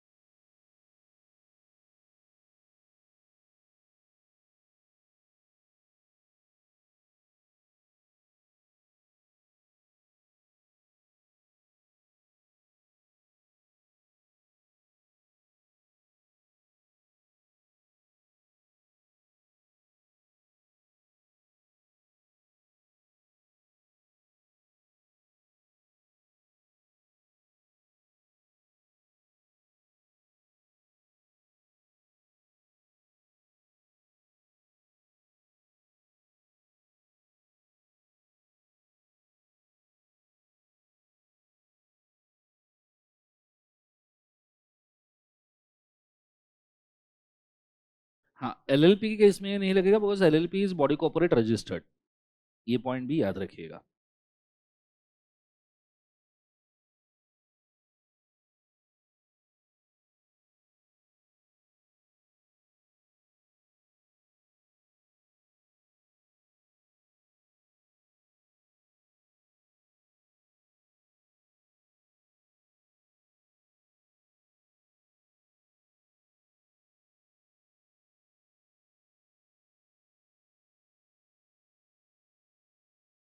चलो डन गाइस, पढ़ लिया सबने, बोलो हाँ है ना।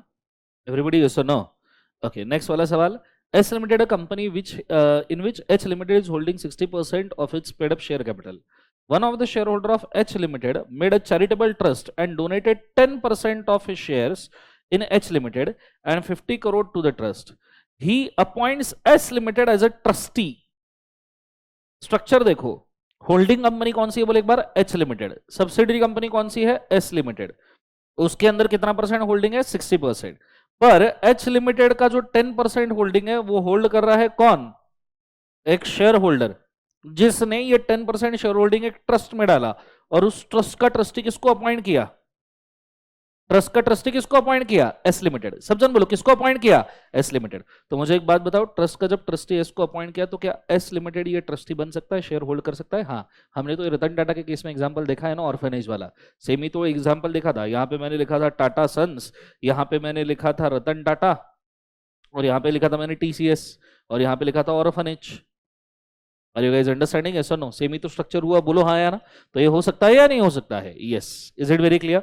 चलो, सो ये है section number 19, subsidiary shawl not hold shares in holding का एक्सेप्शन। अगला सवाल सब जन साथ में पढ़ेंगे, 1 2 3 बोलो क्या है। As at the 31st March 2018, the paid up share capital of S Limited is 1 crore divided into 10 lakh equity shares of 10 each. Of this, H Limited is holding 6 lakh equity share and 4 lakh equity shares are held by others. Simultaneously, S Limited is holding 5% equity shares of H Limited, out of which 1% shares are held by legal representative of a deceased member of H Limited. On the basis of given information, examine whether, with reference to provision of, can S Limited further investment in the equity shares of H Limited? क्या S limited H limited में further कोई investment कर सकता है क्या? नहीं। अरे बोलो, सब्सिडरी होल्डिंग में कोई इन्वेस्टमेंट कर सकता है क्या? नहीं। दूसरा वाला सवाल का मुझे जवाब दीजिएगा, ठीक है। Can S limited exercise a voting right at annual general meeting of H limited? Subsidiary holding में शेयर होल्ड नहीं कर सकती, पर अगर होल्ड किए है तो वोटिंग राइट मिलेंगे क्या? ये स्टार मार्क है, इसको थोड़ा सोच समझ के आंसर करना। आंसर देखेंगे, just wait. Can H limited allot और transfer some of it shares to S limited? क्या एच लिमिटेड एस लिमिटेड को कोई शेयर ट्रांसफर कर सकता है? नहीं, ठीक है। अब वोटिंग राइट के लिए स्पेसिफिकली आपको पता होना चाहिए आंसर क्या है, ठीक है। एक बार आंसर पढ़ के देखो।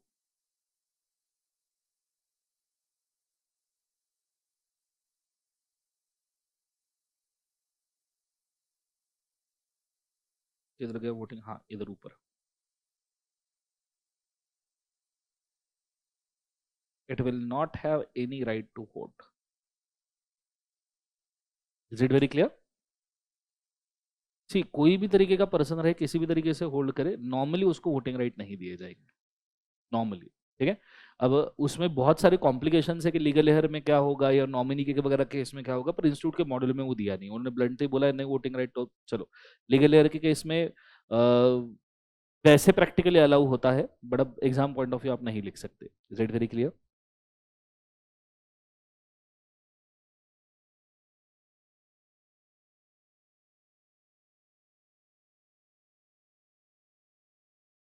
चलो आंसर समझ में आ रहा है बच्चों सबको? बोलो हाँ या ना, एवरीबडी यस और नो। अरे आ रहा है कि नहीं आ रहा है? चलो अब आगे बढ़ रहे हैं, let's go for next one.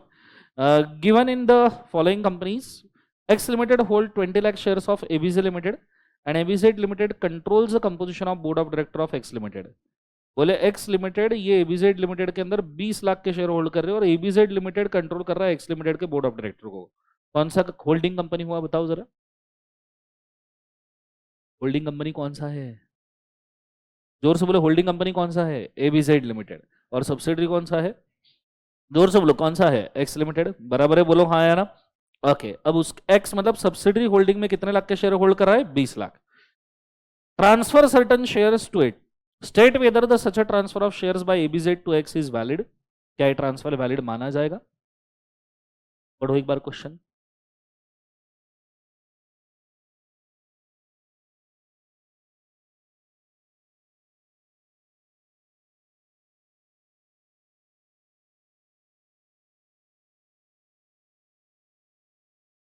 X ने 20 लाख के शेयर काय में होल्ड किए? एबीजेड।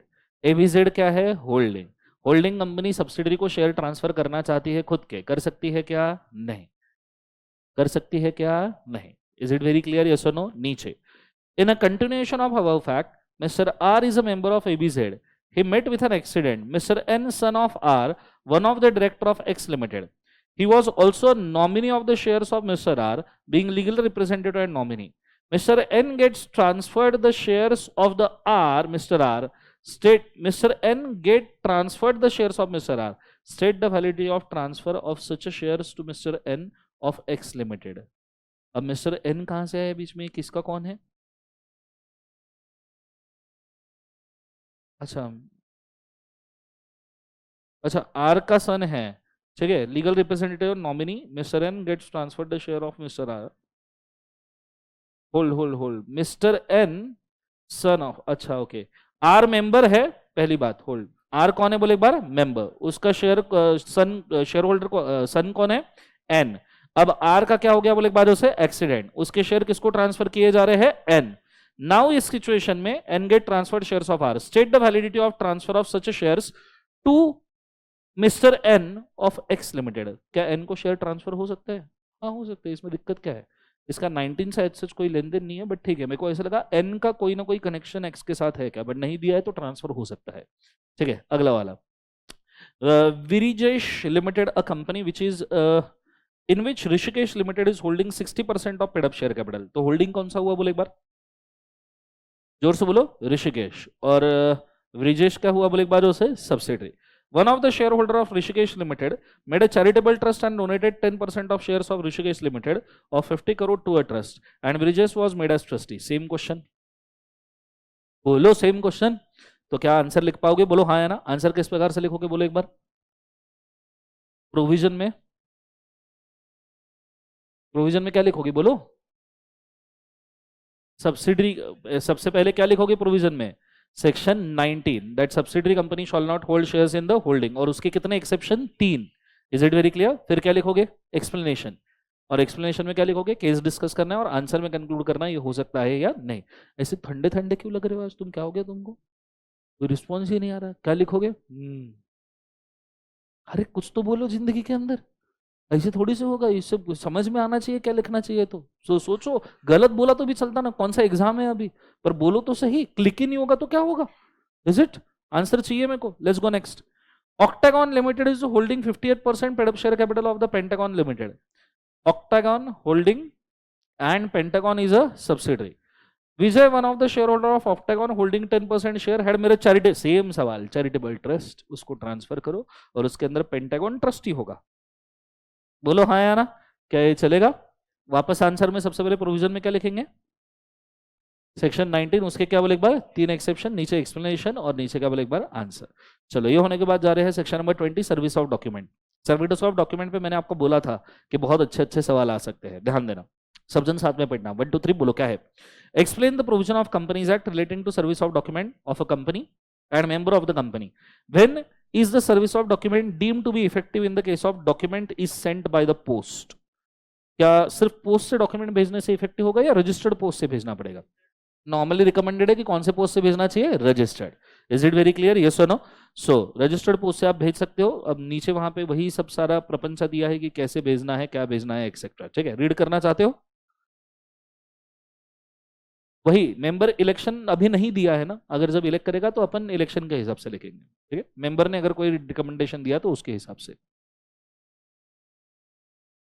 इंस्टॉलमेंट मेंबर के शेयर्स जो होते हैं रघुराम, इंस्टॉलमेंट मेंबर्स की असेट्स बेच दी जाती है, और जब इंस्टॉलमेंट मेंबर की असेट्स बेच दी जाती है तो ऐसे सिचुएशंस के अंदर जो भी शेयर इंस्टॉलमेंट मेंबर के नाम पे है वो ऑफिशियल असाइनी के नाम पे चले जाएंगे। एक तो जो शेयर्स हैंडल कर रहा है या फिर जिसको असेट्स बेच दिए, बिकॉज शेयर्स भी तो असेट ही है ना इंस्टॉलमेंट मेंबर की, इसलिए ऑफिशियल असाइनी को मेंबर बना सकते हैं।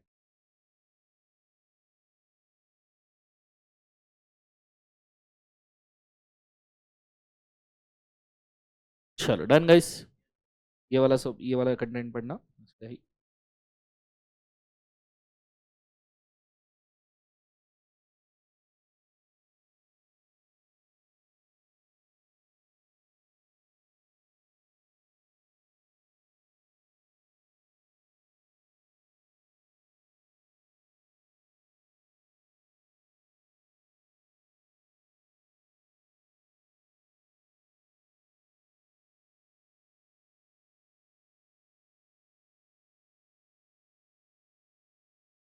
चलो डन, आ जाओ, हो जाओ शिफ्ट। हाँ हाँ,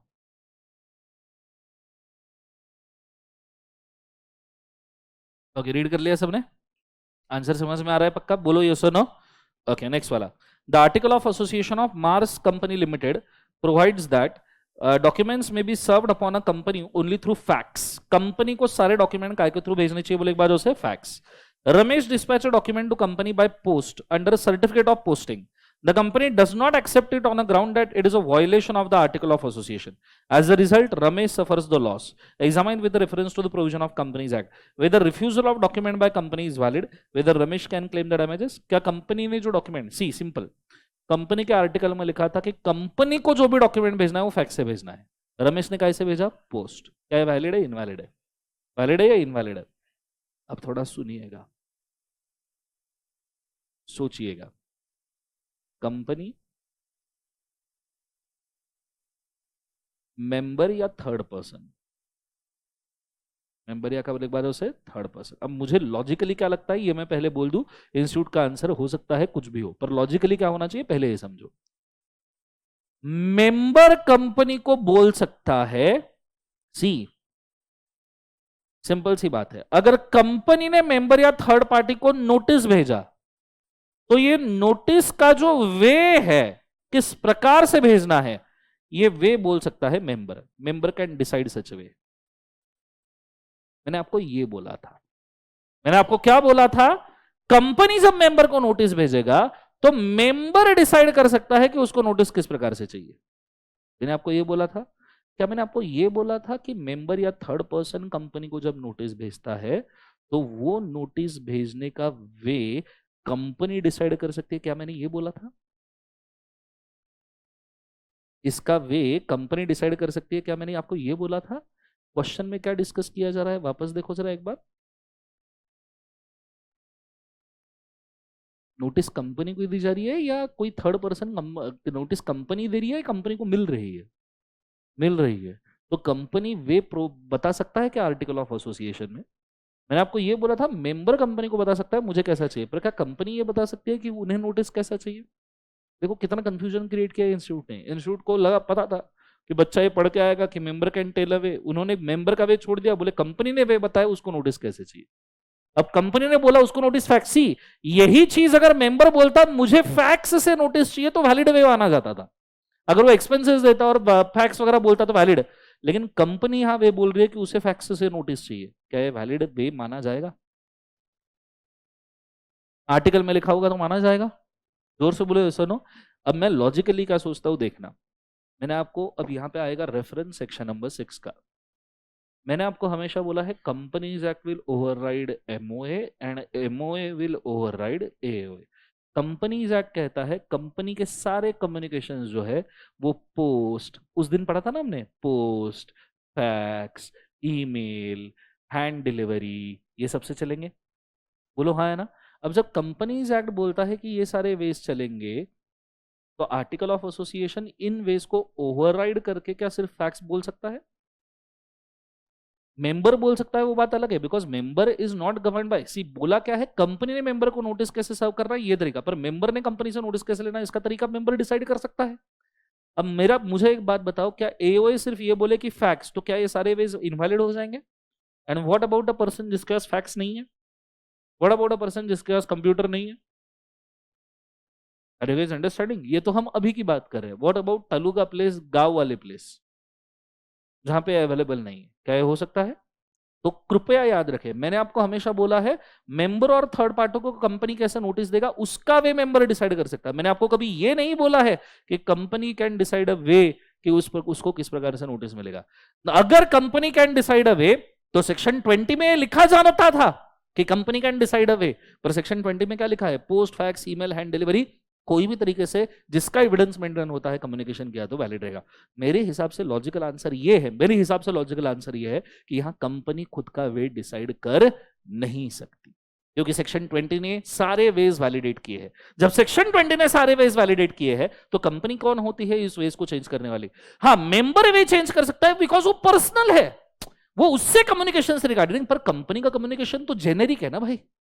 कंपनी को तो जेनेरिक कम्युनिकेशन आने वाले, मेंबर्स को पर्सनल कम्युनिकेशन आ रहा है, कंपनी को जेनेरिक कम्युनिकेशन आ रहा है, इसलिए मेंबर के पास राइट रहना कि वो वे डिसाइड करे सही लगता है, पर कंपनी के पास राइट रहना कि वो डिसाइड करे ये जेनेरिक कम्युनिकेशंस के खिलाफ है। Are you guys understanding? तो लेट्स सी क्या आंसर होता है। ठीक है, ये देखो वही लिखा है, a document officially handed over to the company can be registered, post, courier, electronic mode etcetera. ठीक है, एनी अदर मोड प्रिस्क्राइब, और however member may request a delivery of document through the particular mode. Companies Act does not lay down a provision relating to service of document either on a company or on the member by the company. However, in the case of securities are held with the depository, तो वो electronic form में होना चाहिए बोला है। In the given case, company cannot refuse to accept a document merely because it was not sent by the fax. Are you guys understanding? Yes और no? तो ये बहुत ट्रिकी सवाल है, ये आपने याद रखना चाहिए कि मेंबर वे बोल सकता है पर कंपनी बोल सकती है क्या? नहीं। In second part of problem, Ramesh can claim a damages on the basis that company from the company as his loss is directed result in refusal by the company. Is it very clear? Logic clear हो रहा है सबको? बोलो हाँ ना बोलो।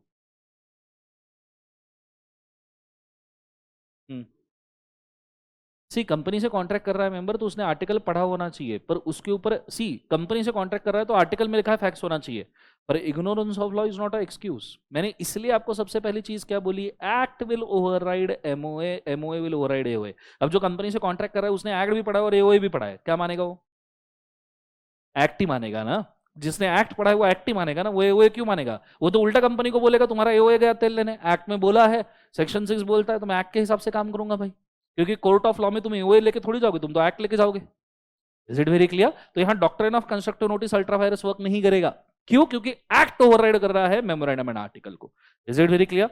अच्छा सवाल हो सकता है, इसको स्टार मार्क करके रखिएगा, ठीक है, एग्जाम में, क्योंकि यही कंफ्यूजन है। बच्चों को लगता है वे कंपनी बोल सकती है, नहीं, वे कौन बोल सकता है? सिर्फ मेंबर। कंपनी वे बोल सकती है क्या? नहीं, क्योंकि मेंबर का कम्युनिकेशन पर्सनल है, कंपनी का कम्युनिकेशन जेनेरिक है।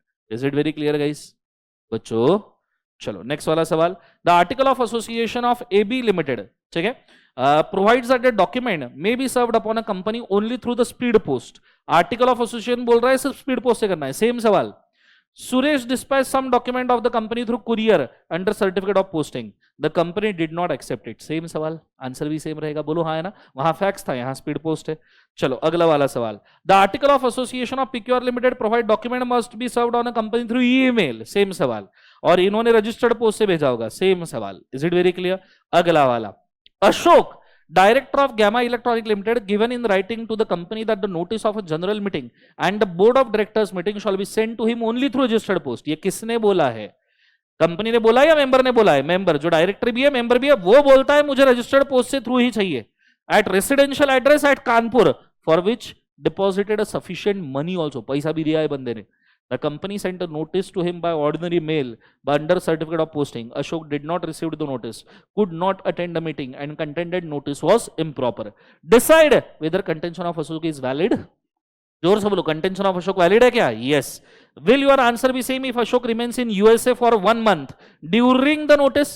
अगर 1 महीने के लिए यूएसए में और अगर नोटिस उसकी घर पे भेजी जाए कानपुर में, चलेगा क्या? हाँ, क्योंकि उसने बोला है उसके घर पे कानपुर में भेजना है, वो भी रजिस्टर्ड पोस्ट से भेजी तो कोई दिक्कत नहीं है, वो यूएस रहे या मंगल ग्रह पे रहे, अपने को क्या। Is it very clear? जो डायरेक्शन दिया है उसको मानने का, ये चीज को आपने याद रखने का। अब ये पर्सनल कम्युनिकेशन हुआ मेंबर का, कि कंपनी जो नोटिस भेज रही है वो कैसे भेजना चाहिए। Is it very clear? ये भी इंपॉर्टेंट सवाल हो सकता है, इसको स्टार मार्क करना। Is it very clear? एक हमने कंपनी ने ये देने वाला बोला, एक हमने मेंबर ने डायरेक्शन देने वाला बोला। अगर आपको चाहिए तो आप ये वाला डायग्राम ड्रॉ कर सकते हो, ठीक है, ये काफी काम का डायग्राम आपका हो सकता है, लेकिन बाद में खुद को समझते आना चाहिए, ऐसे ड्रॉ करना। देखो चला चला गोल गोल घन चक्कर, क्या बना है क्या पता। चलो ड्रॉ कर लो। गाइस में समझ में आया नोटिस वाला एरिया? प्लीज बताइएगा।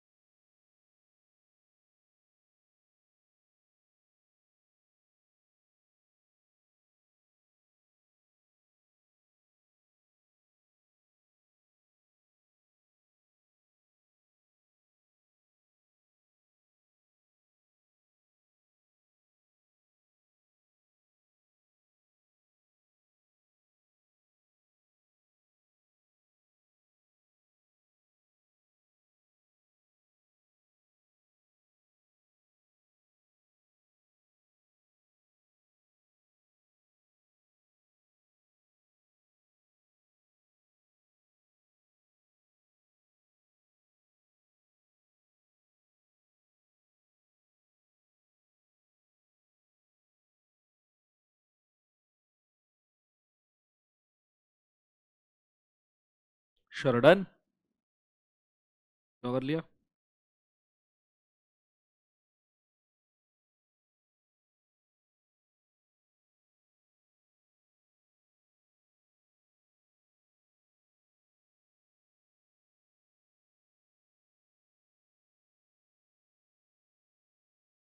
जो काटा है वे ऑफ नोटिस है, वो काट कट कर दिया, बिकॉज कंपनी बोल नहीं सकता, that's why it is invalid.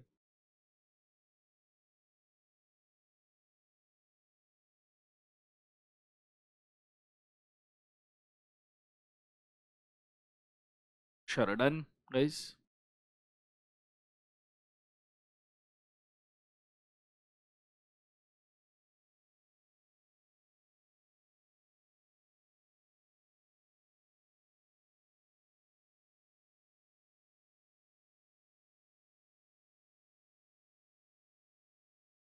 S limited को होल्डिंग नहीं माना जाएगा, एस लिमिटेड को नॉमिनी माना जाएगा। और ऐसा नॉर्मली नहीं होता है कि होल्डिंग कंपनी में कोई 51% शेयर होल्ड करेगा, नॉर्मली अलाउ नहीं किया जाता है। ईशान, क्वेरी थोड़ा सा इम्प्रैक्टिकल है, I am very sorry. Done everybody?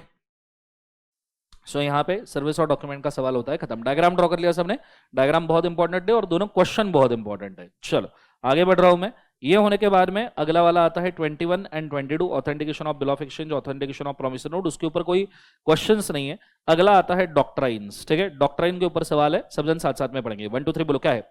The object clause of the memorandum of association of RST limited authorise it to publish and sell textbooks for the student. The company, however, had entered into an agreement with the Q to supply 100 laptops worth 5 lakh for resale purpose. Subsequently, company refused to make a payment on the ground that the transaction was ultra virus. Now, मुझे एक बात बताओ, main business क्या था company का? सब जन बोलो क्या था main business? Publish and sell textbook. The company however entered into an agreement with Q supply 100 laptop. क्या वैलिड है इनवैलिड है? इनवैलिड है। अब तुम ये सोच, अभी ये इंस्टीट्यूट इसमें ना थोड़ा सा वो हरामी पन्ना करना क्या कि भैया टेक्स्ट बुक्स और लैपटॉप। अब बच्चा यहाँ क्या सोचता है, लैपटॉप पढ़ने के लिए होंगे। ऐसे सोचने की जरूरत नहीं है। टेक्स्ट बुक अलग, लैपटॉप अलग। टेक्स्ट बुक छोड़ के कुछ भी दिखा वो गलत है। कंसेप्ट समझ में आया? अब ये और भी कर सकते हैं कि यहाँ तो सिर्फ लैपटॉप बोला, शुक्र करो उन्होंने ये नहीं बोला कि company provided 100 laptop for studying purpose with e books. लग गई तुम्हारी, फिर तुम क्या करोगे? क्या करोगे ऐसे केस में? अजम्पशन है ना, considering that sale of the laptop was not considerate in the memorandum of association so it is invalid. या आप पॉजिटिव अजम्पशन भी ले सकते हो कि considering the laptop also contains the e book so selling the same is valid in the law. जो assumption लोगे वैसा आंसर आएगा। और ऐसे सवाल इंस्टीट्यूट जानबूझ के पूछती है क्योंकि तुम्हारा presence of mind and consultancy power check करने के लिए। मैंने आपको पहले से बोल रहा हूँ, आज भी याद रखना, फ्यूचर में याद रखना, फाइनल में भी याद रखना, फाइनल के बाद भी।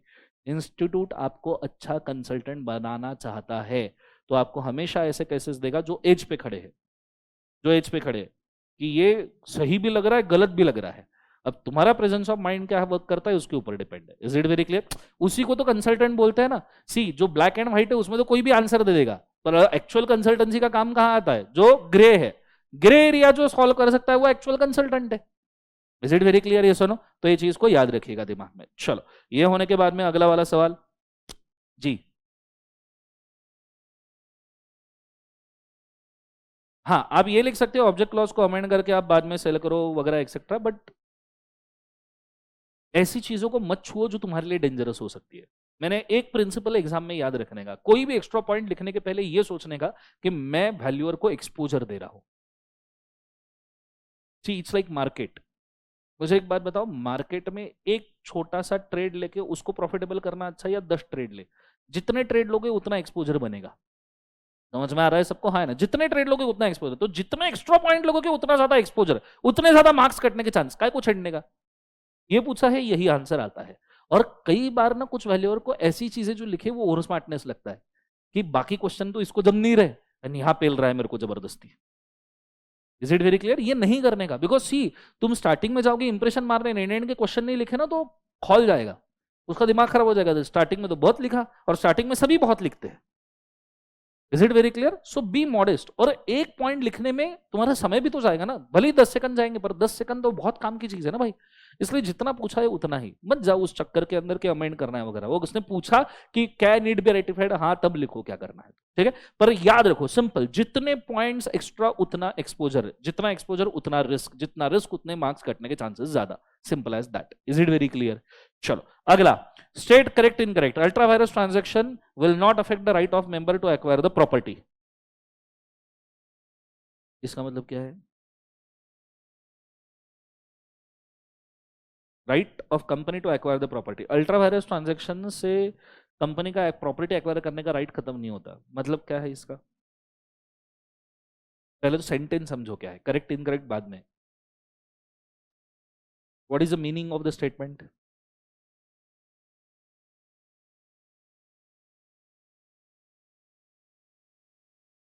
बोलो।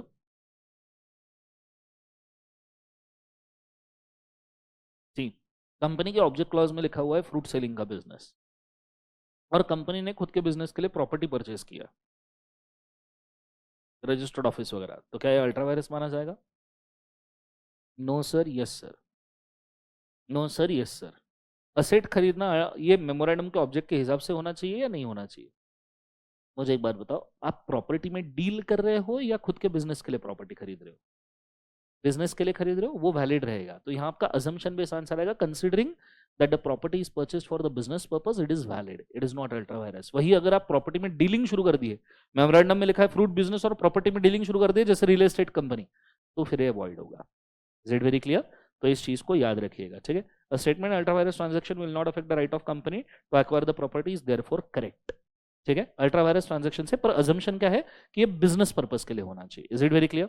नेक्स्ट वाला सवाल, X, a chemical manufacturer company, distributed rupees 20 lakh to the scientific institution for the furtherance of the scientific education and research. Referring to provision of Companies Act, decide whether the said distribution of money was ultra virus the company. बोलो, पढ़ो question एक बार। Chemical manufacturing company मतलब object chemical manufacturing था, और उसने पैसा दिया 20 lakh scientific institution को साइंटिफिक एजुकेशन एंड रिसर्च के लिए। क्या अल्ट्रा वायरस है? क्या अल्ट्रा वायरस है? अब सवाल है ये फाइनेंस करके दिया है या डोनेशन करके दिया है? डोनेशन करके दिया है तो वैलिड है, डोनेशन तो कोई भी कंपनी कर सकती है, मेमोरेंडम में ऑब्जेक्ट होने की थोड़ी जरूरत है। पर अगर ये फाइनेंस करके दिया है तो वैलिड माना जाएगा क्या? नहीं। तो क्या माना जाएगा? Void. Is it very clear guys? Yes और नो? डोनेशन है तो वैलिड, लेकिन फाइनेंस है तो वॉइड। समझ में आ रहा है पक्का बच्चों? आंसर पढ़ लो एक बार।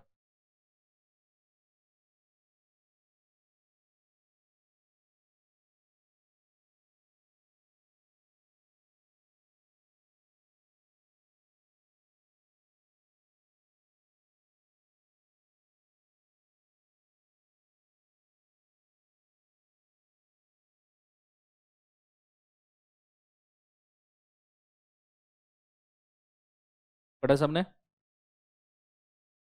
ऊपर भी उसका आंसर कितना पढ़ लिया सबने?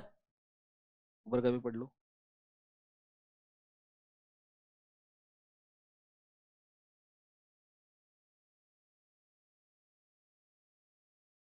ठीक है, सो डोनेशन है तो वैलिड माना जाएगा, पर फाइनेंस अगर है तो वॉइड। वो एशबरी वाला केस आएगा। अच्छा, अल्ट्रा वायरस में एशबरी का केस लिखना भूलने का नहीं, हाँ।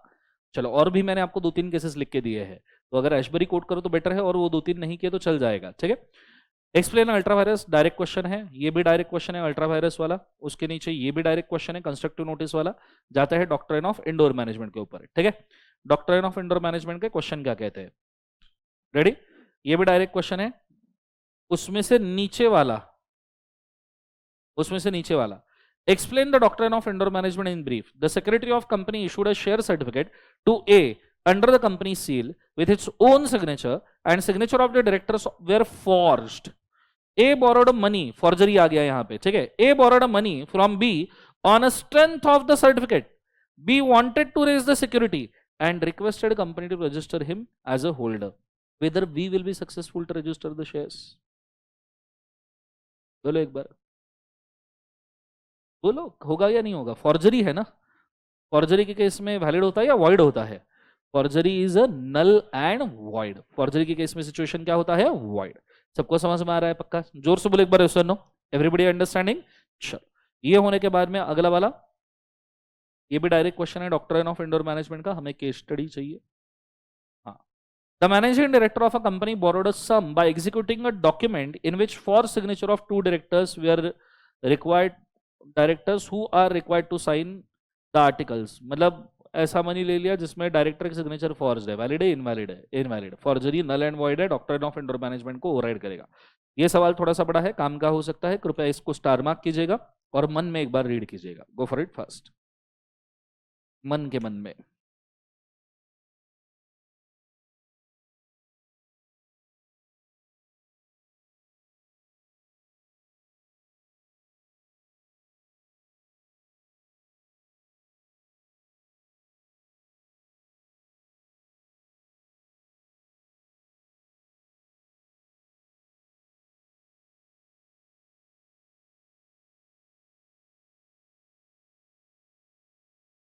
नोटिस वाले डायग्राम का स्क्रीनशॉट भेज दूंगा मैं, डोंट वरी बेटा। फिलहाल एग्जिस्टिंग क्वेश्चन पे फोकस करें। iOS के लेक्चर्स अपलोड हो चुके हैं, कल मिले ना सबको देखने को? बेटा iOS के लेक्चर अपलोड हो चुके हैं वंशिका, कब के अपलोड हो चुके हैं? सबने देख भी लिए कल, पर कंप्लीट नहीं हुए होंगे ना, कल एक ही लेक्चर हुआ होगा। कितने, 2 हुए लेक्चर्स? एक ही हुआ कल का, अच्छा ठीक है। जब भी नॉर्मली ऐसा छुट्टी वैसे तो सीन बनेगा नहीं, पर अगर छुट्टी का सीन है उस दिन iOS या ये लेक्चर्स कंप्लीट करते रहिए, तो आपका समय वेस्ट नहीं होगा, ठीक है। एक्चुअली मेरे फैमिली में एक पर्सन हॉस्पिटलाइज्ड है, दैट इज़ वाई मेरे को कल इमरजेंसी में जाना पड़ा। इसके बाद ऐसा होने के चांसेस बहुत कम है। आई विल ट्राई कि मैं टाइम पे ही क्लास लूँ और टाइम पे ही छोड़ूँ, ठीक है, बिकॉज फास्ट ट्रैक बैच है, तो आई डोंट वांट कि आपका कोई समय डिस्टर्ब हो, बट यू नो मैं खुद, मेरे हाथ में नहीं है सिचुएशन, ठीक है। शो नहीं हो रहे तो टेक्निकल टीम को कॉल कीजिए बेटा, वंशिका।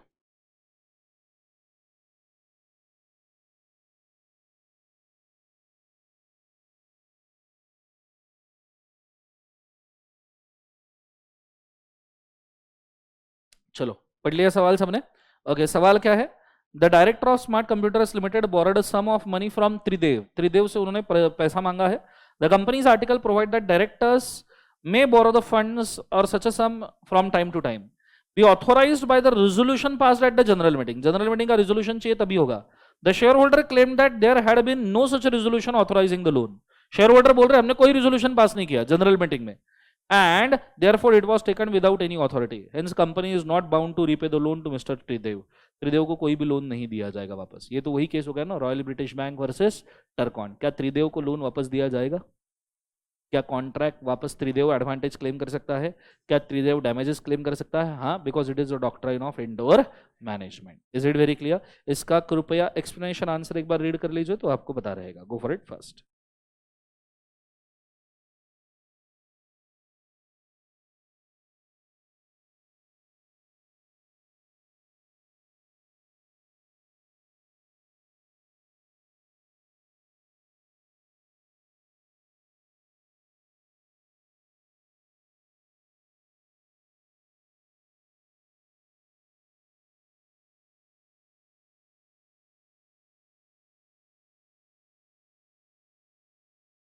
डन? बोलो बच्चों, यस और नो?